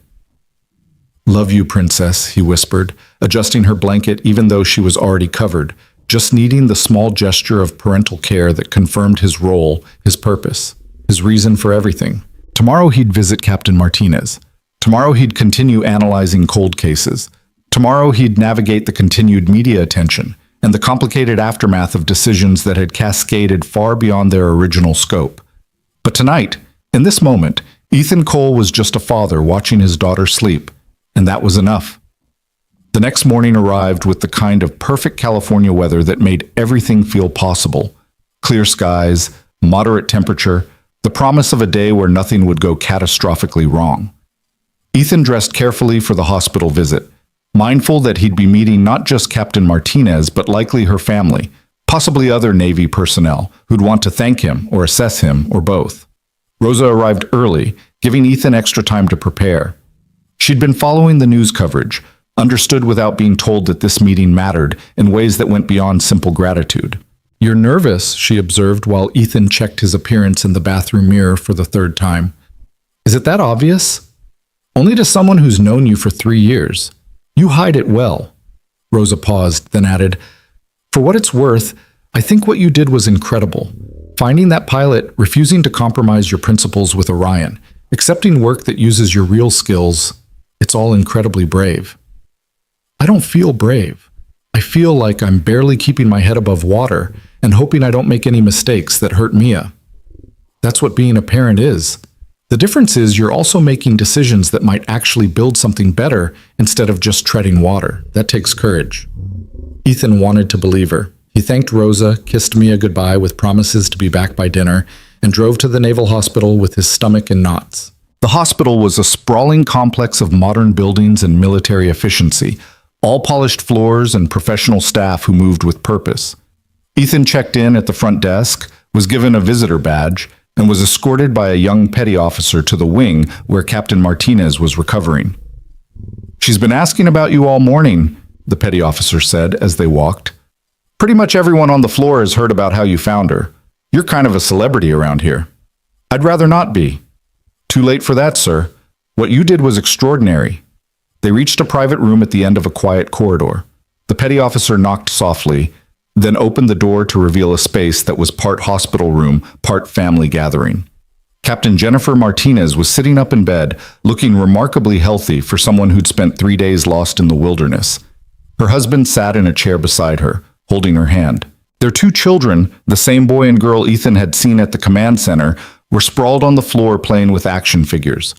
Everyone looked up as Ethan entered. For a moment, no one spoke. Then Captain Martinez smiled, and it transformed her entire face, made her look younger and lighter and like someone who'd been given back something precious they'd thought was lost forever. "Mr. Cole," she said, her voice stronger than Ethan had expected. "Thank you for coming. Please call me Ethan, and I'm glad you're okay. Really glad." "Because of you." Martinez's husband stood, crossed the room, and embraced Ethan with the same fierce gratitude he'd shown at the command center. "Because you saw what dozens of analysts and search teams couldn't see. Because you understood how my wife thinks, how pilots think, how someone would behave in those circumstances." "I just looked at the data," Ethan said awkwardly, uncomfortable with the praise but understanding they needed to give it. "Your wife is the one who survived. She's the one who made smart decisions that kept her alive until we found her." "Can you tell me what you saw?" Martinez asked from the bed. "I want to understand what made the difference between being found and being another statistic." Ethan pulled up a chair, aware of the family watching him, aware of the weight this conversation carried. "Your final transmission mentioned equipment failure cascading faster than expected. That told me you were dealing with multiple system compromises, which meant you'd prioritize survivability over optimal landing zones. The analysts were looking where computers said you could reach. I looked where a pilot would actually go when everything's failing and you just need to get down safely." "The Creek Valley," Martinez said, nodding.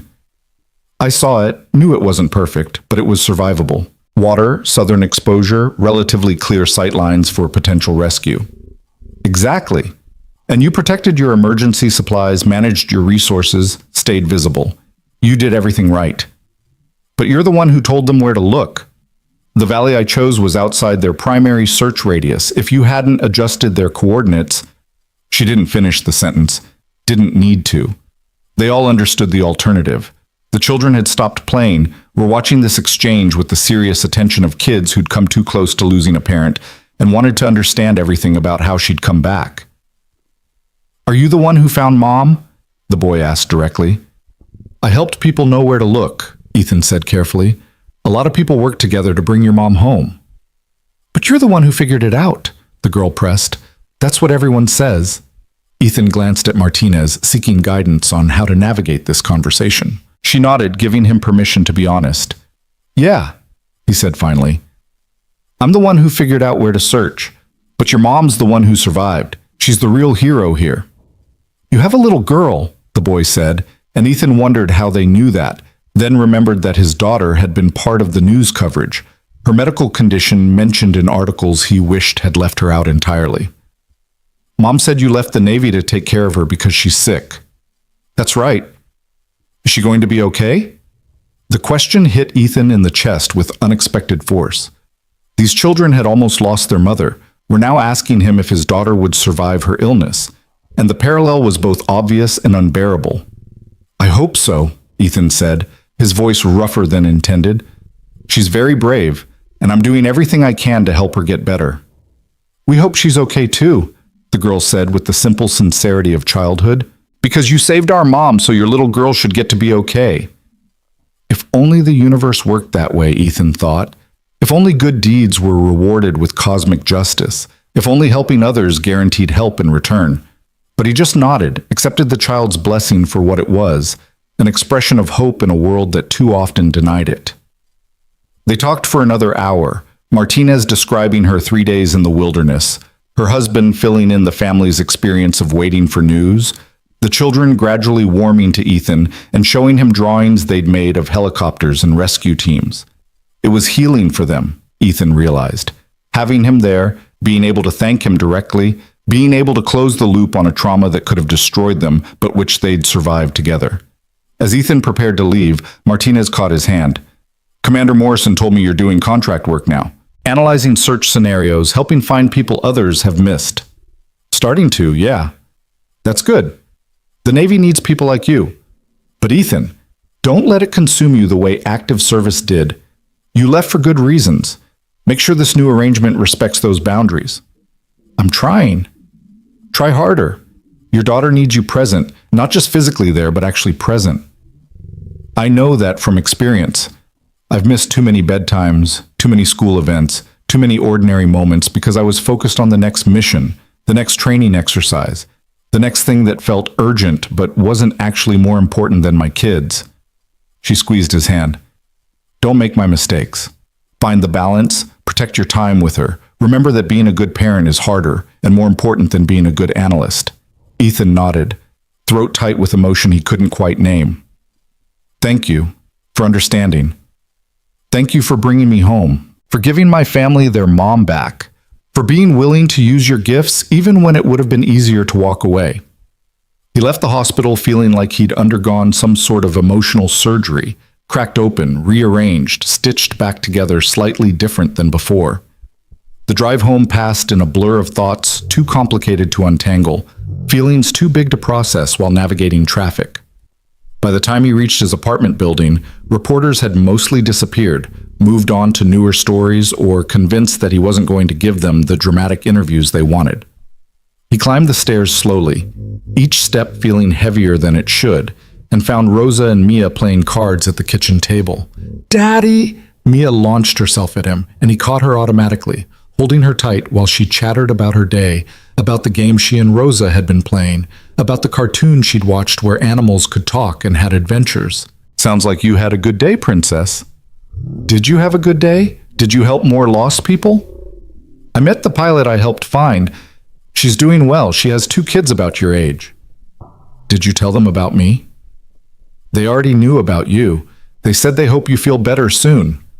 Mia processed this, then said with perfect childhood logic, "That's nice. I hope they're happy their mom came home."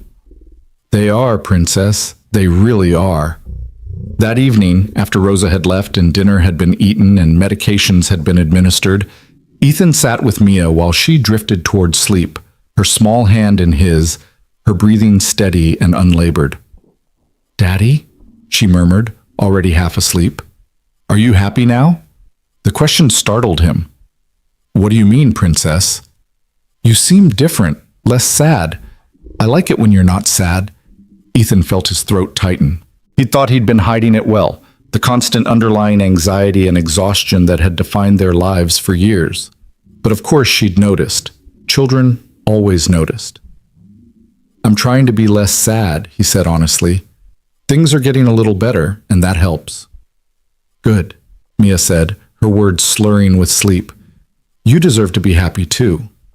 He sat with her until she was fully asleep, then stood at the window of their small apartment, looking out at the city lights spreading to the horizon. Somewhere out there, Captain Martinez was with her family, alive because of decisions Ethan had made. Somewhere, Lieutenant Morrison's family finally had closure. Somewhere, the workers at Orion Motors were organizing for better treatment. Somewhere, things were changing in small ways that accumulated into something that might eventually resemble justice. And here, in this cramped apartment with medical equipment scattered around and bills piled on the counter, a father and daughter were building something too. Not just surviving anymore, but actually living.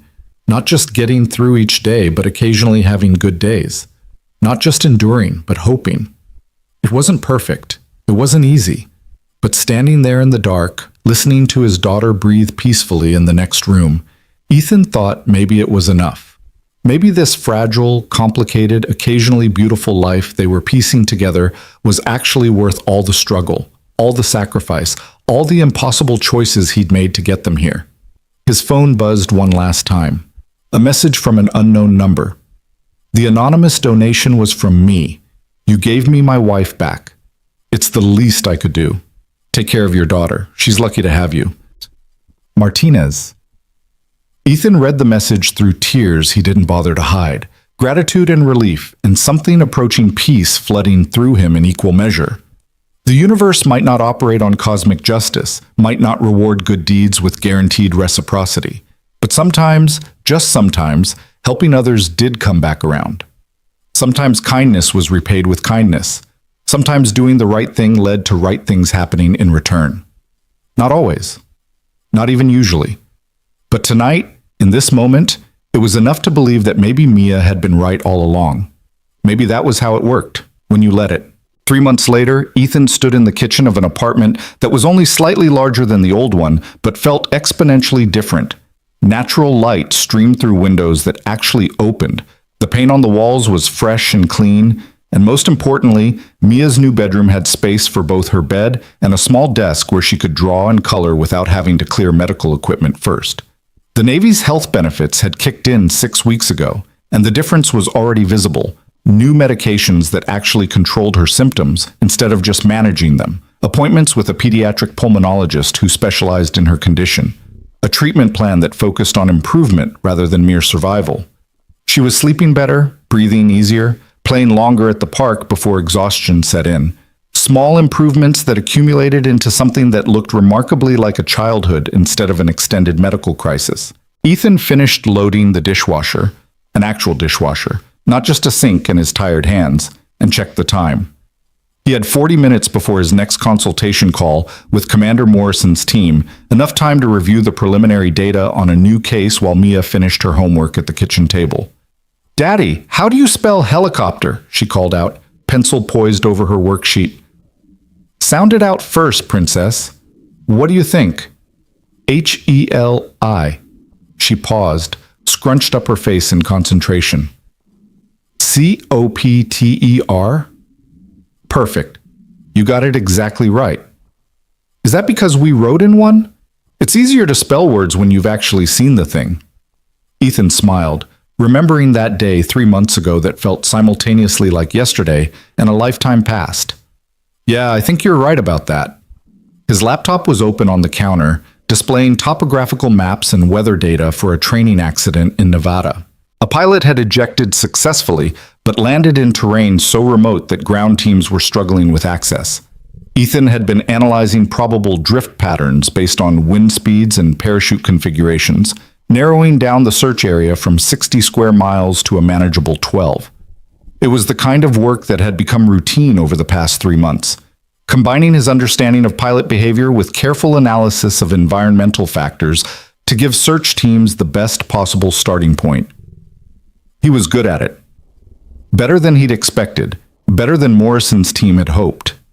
In 3 months, he'd consulted on 17 cases, and 14 of them had resulted in successful rescues or recoveries. The 3 that hadn't still haunted him, pilots found too late, or not found at all. But Morrison kept reminding him that his success rate was unprecedented, that he was saving lives that would have been lost without his analysis. The work was challenging, intellectually engaging, and allowed him to operate primarily from home. He traveled to the command center 4 times for particularly complex cases, but Rosa had been available each time, and Mia's medical stability meant those absences didn't trigger the cascading anxiety they would have 3 months ago. It was, Ethan had to admit, the closest thing to a functional life he'd managed since leaving active duty. Not perfect, nothing involving a chronically ill child could be perfect, but workable in ways that felt sustainable rather than like constantly fighting against inevitable collapse. His phone rang.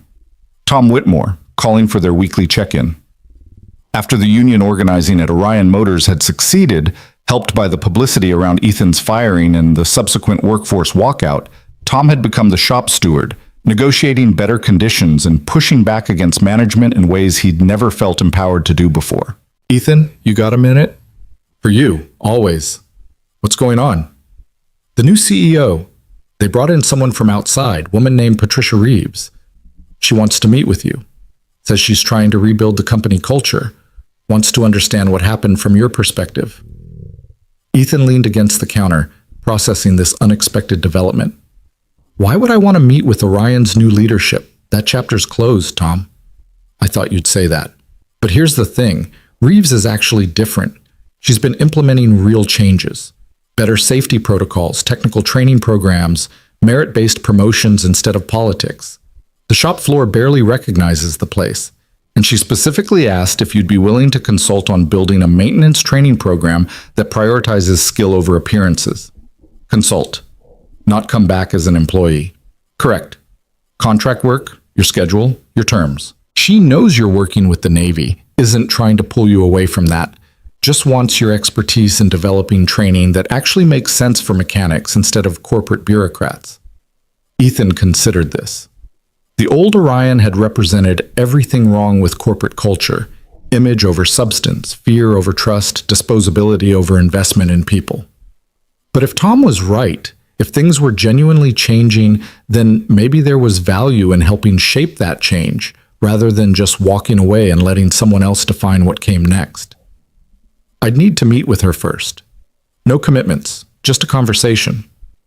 She figured you'd say that too. She's proposing lunch tomorrow. Neutral location, just the two of you talking. No pressure, no sales pitch, just an opportunity to see if there's mutual interest. Send me the details, I'll think about it. After Tom hung up, Ethan found himself staring at nothing, his mind working through implications and possibilities. Mia had moved to the living room, was sprawling on the couch with a book about astronauts that she'd insisted on checking out from the library, even though half the words were too advanced for her.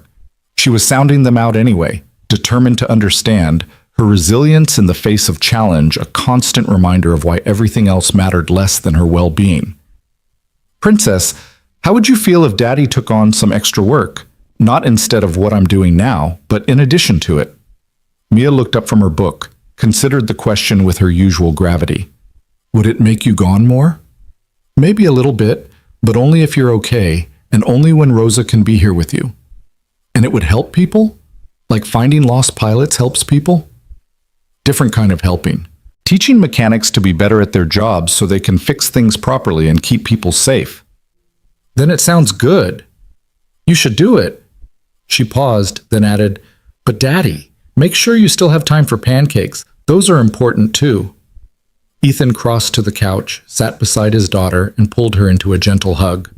Pancakes are absolutely important. That's a promise. The next day, Ethan met Patricia Reeves at a quiet cafe in Pasadena, far enough from Orion's headquarters to feel neutral, but close enough to not waste his afternoon. Reeves was in her early 50s, with the calm confidence of someone who'd earned respect through competence rather than demanding it through authority. She stood when Ethan arrived, shook his hand with a firm grip, and gestured to the table where she'd already ordered coffee for both of them. Mr. Cole, thank you for meeting with me.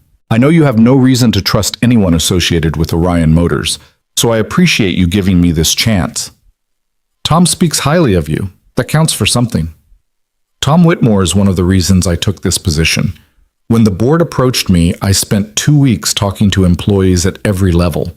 Tom was honest about the company's problems in ways that management never would be. That kind of integrity from the shop floor told me there was something worth saving here, even if the leadership had been rotten. Ethan sipped his coffee, studying Reeves carefully. She met his gaze without flinching, without the defensive posturing he'd seen from so many executives who treated accountability as weakness. Tom said, "You're making changes," Ethan said. "I'm trying. Some have been easier than others. The safety protocols were obvious. We had equipment that should have been replaced years ago, procedures that prioritize speed over quality. I've doubled the maintenance budget and hired an outside consultant to audit our operations. The training program is harder because it requires changing how people think about the work, not just what tools they use. That's where I come in. If you're willing, I've read your personnel file, talked to people who worked with you. You weren't just a competent mechanic. You understood systems in ways that let you diagnose problems others missed. You advocated for doing things right even when it was inconvenient. That's the culture I'm trying to build, and I need people who embody those values to help design the training." Ethan set down his coffee cup, leaned back in his chair. "Ms. Reeves, I was fired from Orion for doing exactly what you're now saying you want to encourage. Excuse me if I'm skeptical that one leadership change suddenly transforms a company that spent years rewarding the opposite behavior. You should be skeptical. I would be too." Reeves pulled out her tablet, called up a document, slid it across the table. This is the new operational charter I presented to the board last month. Read Section 4. Ethan scanned the document, found Section 4, and read, "Technical expertise and quality workmanship shall be prioritized over expedience and appearances in all operational decisions. Employees who advocate for proper procedures, even when those procedures conflict with short-term efficiency or client expectations, shall be supported by management. Retaliation against employees for prioritizing quality and safety is grounds for immediate termination of management personnel." Words on paper, Ethan said, but he was impressed despite himself.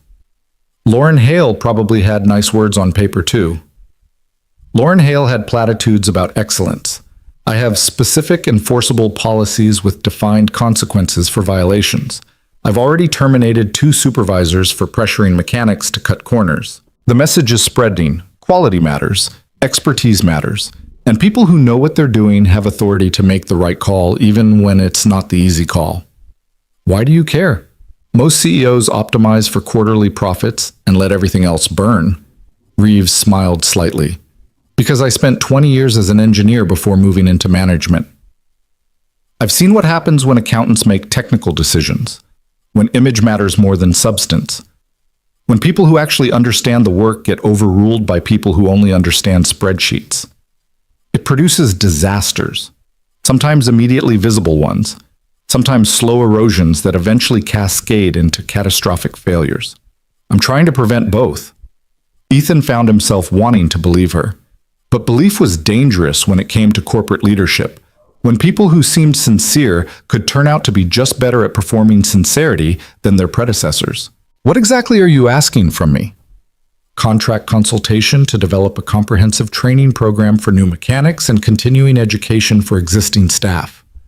Focus on diagnostic thinking, systematic problem solving, and the confidence to advocate for proper procedures even under pressure.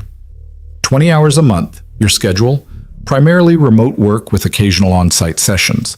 Compensation of $5,000 per month, plus you'd have input on hiring decisions for the training program's permanent staff." $5,000 a month was significant, not life-changing given his Navy contract, but enough to build real savings to create the financial cushion that had been missing for years. It was also, Ethan realized, an opportunity to influence an entire organization's culture, to prevent other mechanics from facing what he'd faced, to embed the values he believed in into a system that had rejected them. "I need to think about it," Ethan said, "and I need to talk to my daughter. She gets a say in decisions that affect how much time I have available." "Of course. Tom mentioned she's been doing better recently. I'm glad the Navy's benefits are making a difference." "You researched my personal situation." "I researched the person I'm asking to help rebuild my company's culture. That includes understanding what motivates you, what your priorities are, what you need in order to do your best work. I know you left the Navy for your daughter. I know you've sacrificed career advancement to prioritize her care. I know you're not interested in empty prestige or titles that don't come with real authority. So I'm offering you influence without demanding you sacrifice what matters most." Ethan studied her for a long moment, looking for cracks in the presentation, for signs that this was just a more sophisticated version of corporate manipulation. But Reeves met his scrutiny calmly, her expression open, her posture relaxed. She believed what she was saying, or she was the best actor he'd ever encountered. "I'll give you an answer by Friday," Ethan said finally. "That's all I can ask. Whatever you decide, Mr. Cole, I want you to know that what happened to you was wrong, and it represented a failure of leadership that I'm committed to ensuring never happens again at Orion Motors." They parted with a handshake that felt more significant than it should have, and Ethan drove home through afternoon traffic thinking about second chances and institutional change and whether people could learn from past mistakes or if history just repeated with better marketing. Back at the apartment, he found Mia doing a nebulizer treatment while Rosa prepared dinner. The scene was so domestic, so normal, that it took Ethan a moment to remember how rare this had been just months ago, coming home to his daughter healthy enough to sit up, to a dinner that wasn't instant ramen or whatever had been on sale, to a life that contained enough breathing room to actually consider opportunities instead of just scrambling to avoid disasters. "How was your meeting?" Rosa asked while stirring pasta sauce that actually smelled homemade.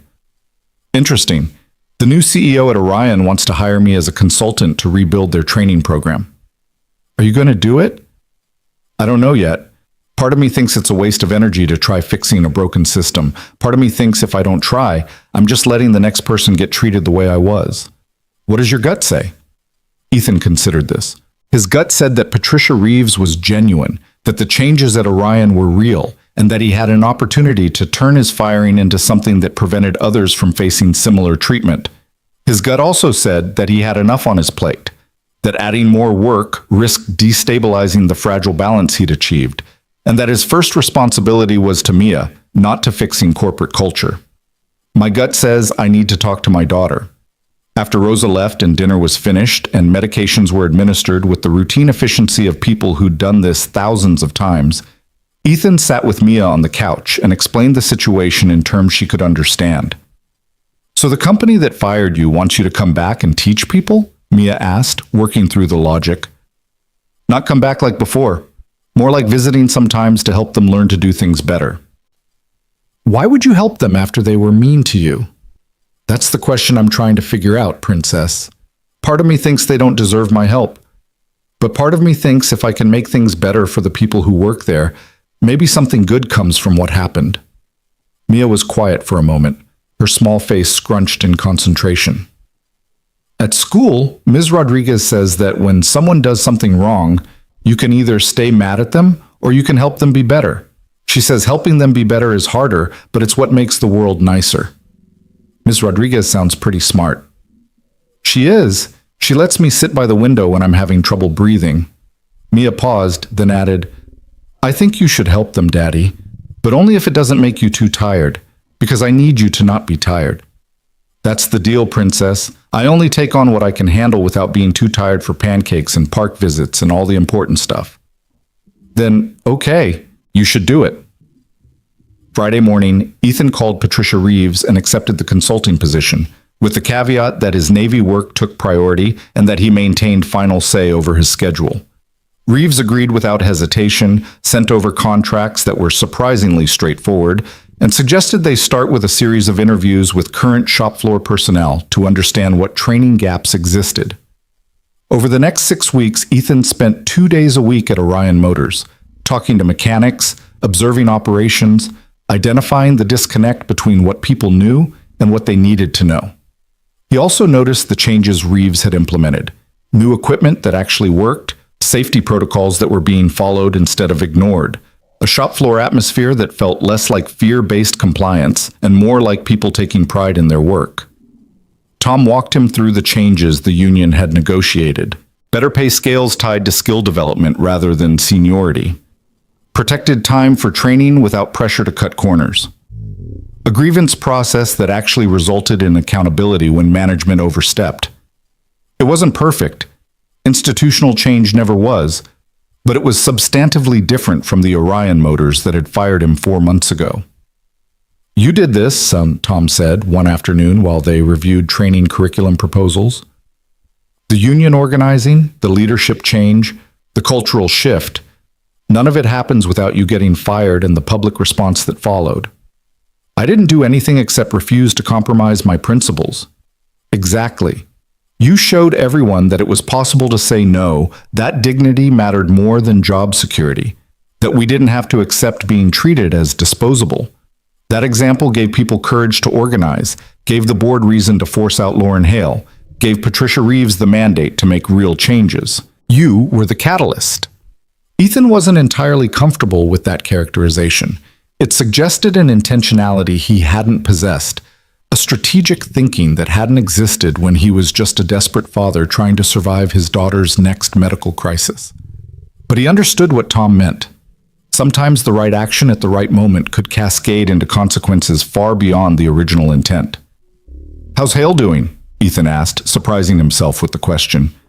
He'd thought about Lauren occasionally over the past months, wondering if losing her CEO position had taught her anything, or if she'd just landed at another company ready to repeat her mistakes. Last I heard, she's doing consulting work, leadership training, ironically. Apparently her experience getting fired made her an expert on what not to do. Tom paused. She asked about you a few months back, wanted to know if you'd be willing to meet with her. I told her I'd pass along the message, but I doubted you'd be interested. What would be the point? Closure, maybe? Understanding? I don't know, but she seemed genuinely changed by the experience. Not that it erases what she did, but people can learn from their failures if they're willing to face them. Ethan filed that information away without committing to anything. Some conversations weren't worth having, some reconciliations weren't necessary for moving forward. But he found himself thinking about it more than he expected.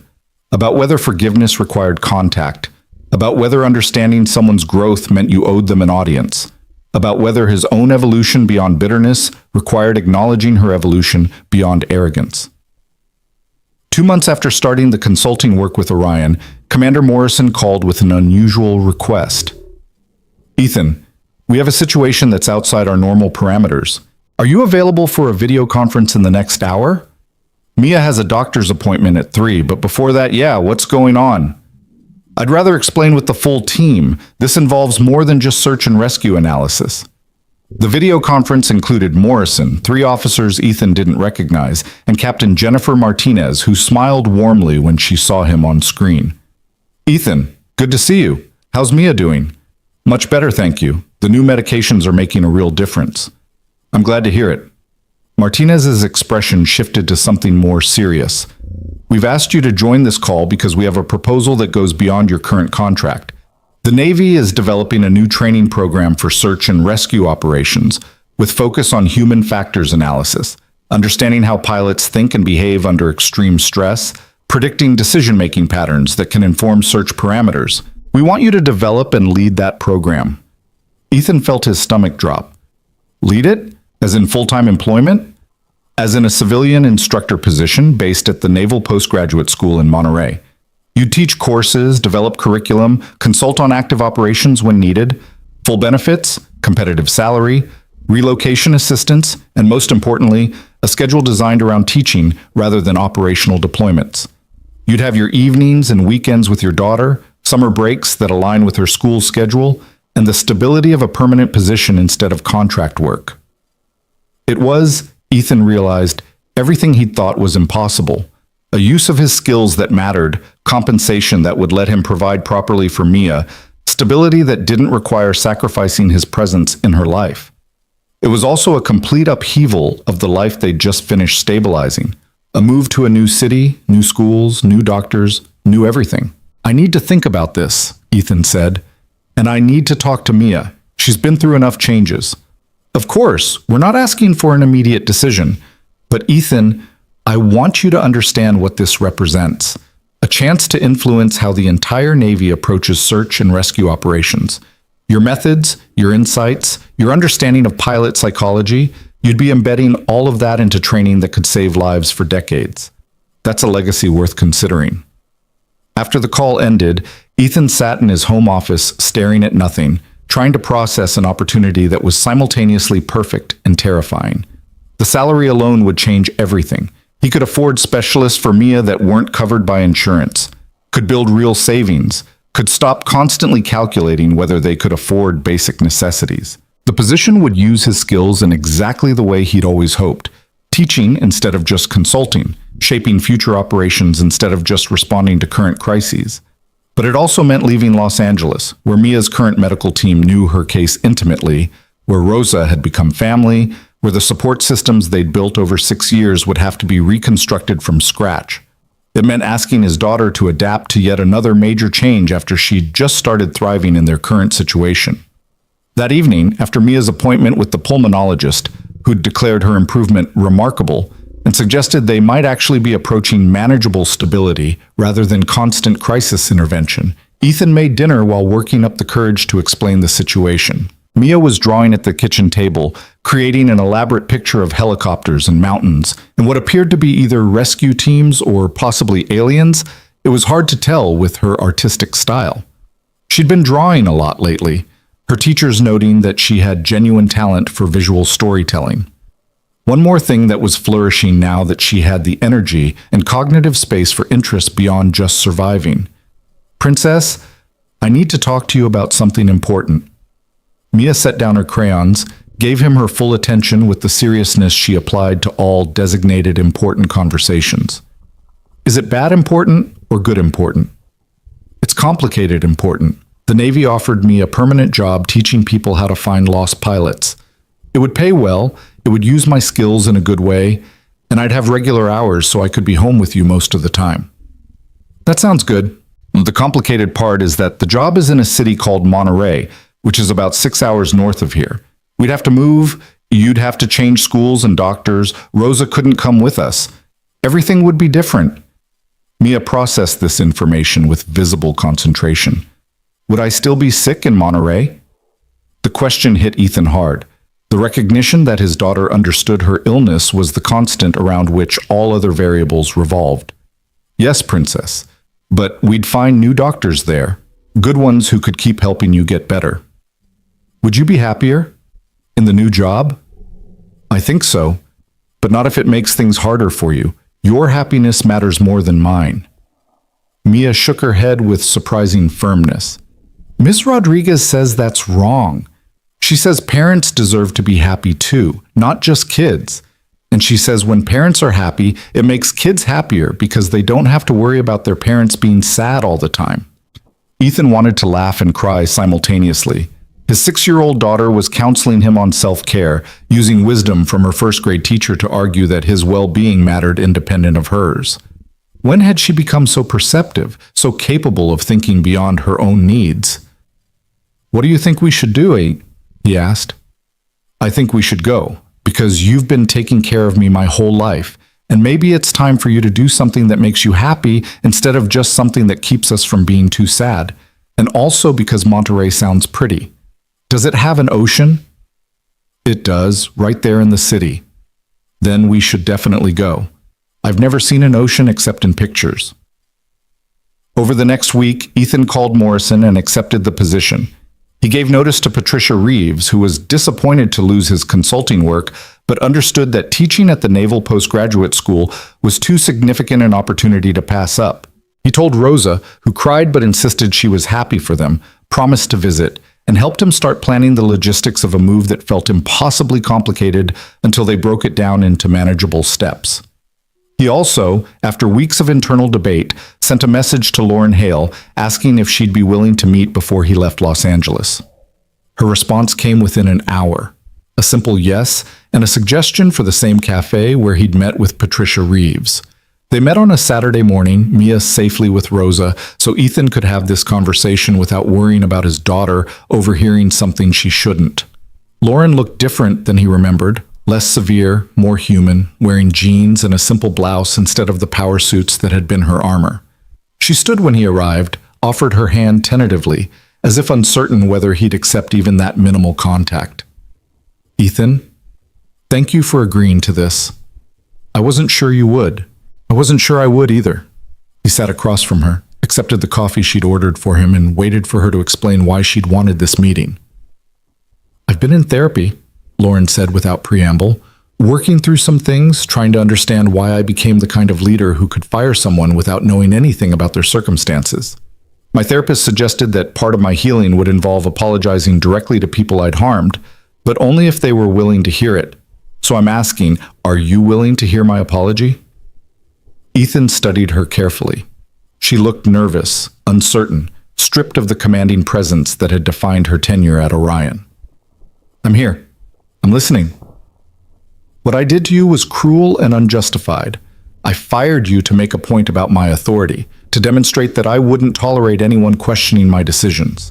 I didn't care about your circumstances, didn't consider that you might have reasons for your actions that went beyond simple insubordination. I treated you as a problem to be eliminated rather than a person with a life beyond my convenience. Lauren's voice wavered. And then when the consequences came, when I had to face what I'd actually done, I realized I'd become exactly the kind of leader I'd always despised. Someone who valued control over compassion, who saw people as assets rather than human beings. Why are you telling me this? Because you deserve to hear it. Because my growth shouldn't require your participation, but my accountability does. And because I want you to know that what happened to you changed me in ways that are permanent. I'll never lead the same way again. I'll never fire someone without understanding their full situation. I'll never prioritize image over the actual well-being of people who depend on me for their livelihood. Ethan sipped his coffee, buying time to organize his response. Part of him wanted to walk away, to deny Lauren the closure she was seeking because closure wasn't something he owed her. But another part recognized that her apology was genuine, that her growth was real, and that his own evolution beyond bitterness required acknowledging her transformation. "I accept your apology," Ethan said finally. "Not because what you did was okay, it wasn't, and the consequences could have destroyed my daughter's life, but because I believe people can learn from their mistakes if they're willing to face them honestly. You faced yours. That counts for something." Lauren's eyes filled with tears she didn't try to hide. "Thank you. That's more grace than I deserve." "Maybe, but I've learned something over these past months, that holding on to anger takes energy I don't have to spare, and that forgiveness isn't about excusing harm, but about refusing to let that harm define your future. So I'm forgiving you, Lauren. Not for your benefit, but for mine." They talked for another hour, Lauren asking about Mia's health and Ethan's new position, genuinely interested in his life in ways that felt nothing like the performative concern executives often displayed. She told him about her consulting work, about teaching leadership courses that emphasized exactly what she'd failed to practice at Orion, about trying to prevent others from making her mistakes. When they finally parted, it was with a handshake that felt like actual closure, not friendship, probably never friendship, but a mutual recognition that they'd both grown beyond the people they'd been in that workshop 4 months ago. The move to Monterey happened in stages over the next 6 weeks. Ethan and Mia drove up first to find housing, ending up with a small house near the water with a yard where Mia could play and windows that opened to ocean breezes. They found a new pulmonologist who reviewed Mia's records and seemed genuinely excellent. They toured her new school where the principal personally showed them around and promised that Mia's medical needs would be accommodated without stigma. On their last night in Los Angeles, Rosa came over with homemade tamales and way too many gifts for Mia. They ate together in the mostly empty apartment, boxes stacked against the walls.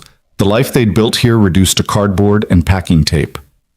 "I'm going to miss you both so much," Rosa said, holding Mia tight while the girl promised to video call every week and send drawings of the ocean. "We couldn't have made it without you," Ethan told her. "You were family when we didn't have anyone else. You gave me purpose, taking care of Mia, watching her grow despite everything, being part of your lives. That mattered more than you know." Rosa wiped her eyes. "But I'm happy you're getting this chance. Both of you deserve better than barely surviving. You deserve to actually thrive." The drive to Monterey the next morning felt like crossing into a different world. They stopped at scenic overlooks, Mia pressing her face against the window to watch the Pacific Ocean emerge beside the highway, her excitement building as they got closer to their destination. By the time they pulled up to their new house, she was practically vibrating with anticipation. "It's perfect, Daddy. Can we go see the ocean right now?" "Let's unload a few boxes first, then absolutely." They spent the afternoon walking along the beach, Mia collecting shells and squealing when waves surprised her feet, Ethan watching his daughter engage with wonder in ways she'd rarely had energy for back in Los Angeles. The ocean air seemed to agree with her lungs, or maybe it was just that she felt safe enough to fully experience joy instead of rationing it against the constant awareness of limitation. That evening, in their new house that still smelled like fresh paint and possibility, Ethan tucked Mia into her new bed surrounded by boxes they hadn't unpacked yet. "Are you happy we moved?" she asked, her stuffed rabbit clutched tight. "Yeah, Princess. I think this is going to be really good for both of us." "Me too. And Daddy, thank you for finding the lost pilot, because if you hadn't found her, none of this would have happened. We'd still be in the old apartment and you'd still be sad all the time, and I'd still be having trouble breathing so much." Ethan felt his throat tighten with emotion too big to contain comfortably. Sometimes things work out in ways we don't expect. Sometimes the worst moments lead to better things if we're willing to keep going. Ms. Rodriguez would call that a lesson about perseverance. Ms. Rodriguez was a very wise teacher. My new teacher probably won't be as good, but that's okay. I can teach her about perseverance. Ethan laughed, kissed his daughter's forehead, and left her to fall asleep in a room that was hers, in a house that was theirs, in a city full of new possibilities they'd earned together. The next morning, he started his position at the Naval Postgraduate School. The facilities were impressive, the staff welcoming, the students, active duty personnel training for search and rescue operations. Respectful and genuinely interested in learning from someone whose track record spoke for itself.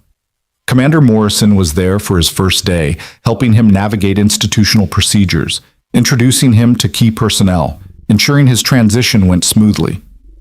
"How does it feel?" she asked during a lunch break. "Surreal. Good, but surreal. I keep waiting for something to go wrong."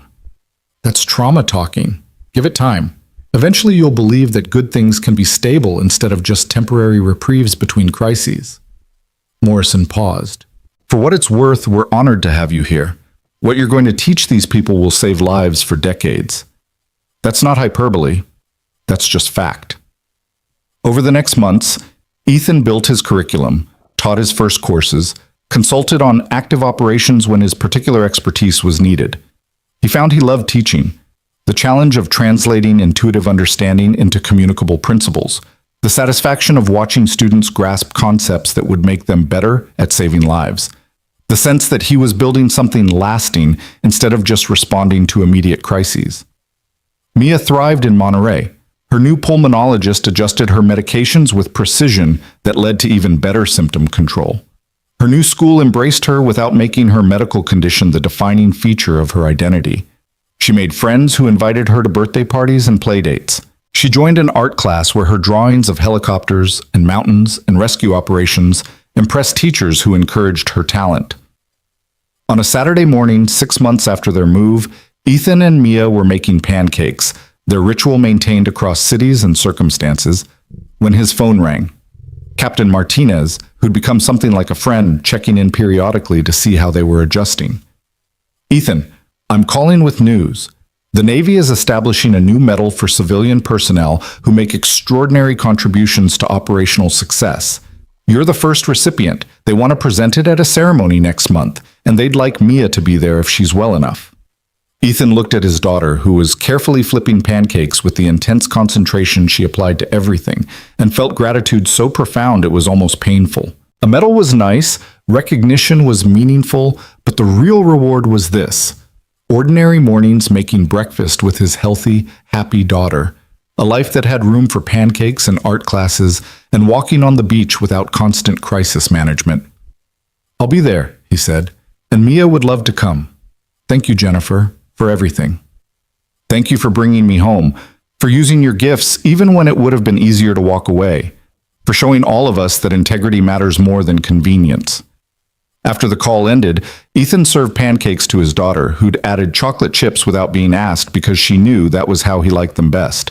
They ate together at their kitchen table, sunlight streaming through windows that overlooked the ocean, and Ethan thought about the journey that had brought them here, from a cramped apartment where survival was the only goal, through public humiliation and private struggles, to a life that actually felt worth living instead of just worth enduring.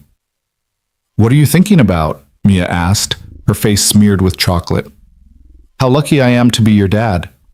Even when I'm expensive and complicated?" "Especially then. The best things usually are." Mia considered this wisdom, then returned to her pancakes with the satisfaction of someone who'd received exactly the answer she needed. And Ethan sat across from her, watching his daughter eat breakfast in their house by the ocean, and understood with absolute certainty that every impossible choice, every sacrifice, every moment of doubt and fear and desperate determination had been worth it. Not because the universe rewarded virtue with cosmic justice, not because good deeds guaranteed reciprocal kindness, but because sometimes, if you held on long enough and refused to compromise what mattered most, life surprised you with grace you hadn't earned and possibilities you hadn't dared to imagine. The medal ceremony would come next month. His students would continue learning, would go on to save lives using principles he'd taught them. Orion Motors would continue its transformation, proving that institutions could evolve beyond their worst instincts. Lauren Hale would continue her own journey toward becoming a better leader, carrying lessons learned through consequence and reflection. But right now, in this moment, none of that mattered as much as pancakes with chocolate chips, ocean views through clean windows, and a daughter who was learning that perseverance could lead to joy instead of just to the next crisis. Ethan Cole had been a Navy pilot, a search and rescue specialist, a mechanic, a fired employee, a viral story, a consultant, and now a teacher. But the role that had always mattered most, the identity that had driven every decision and defined every priority, was the simplest one. He was Mia's father. And watching her laugh over breakfast, healthy enough to be silly, secure enough to be a kid, happy enough to believe that good things could last, that was the victory that eclipsed every rescue, every recognition, every professional accomplishment. Being a good dad wasn't about helicopters or headlines or the dramatic moments that made compelling stories. It was about showing up for pancake mornings, about choosing presents over prestige, about building a life where your daughter believed she deserved happiness because you'd shown her it was possible. That was the quietest victory, the bravest choice, the most important role he'd ever played. And standing in his kitchen in Monterey, watching his daughter discover joy in ordinary moments, Ethan Cole finally understood that he'd succeeded at the thing that mattered most. Everything else was just details.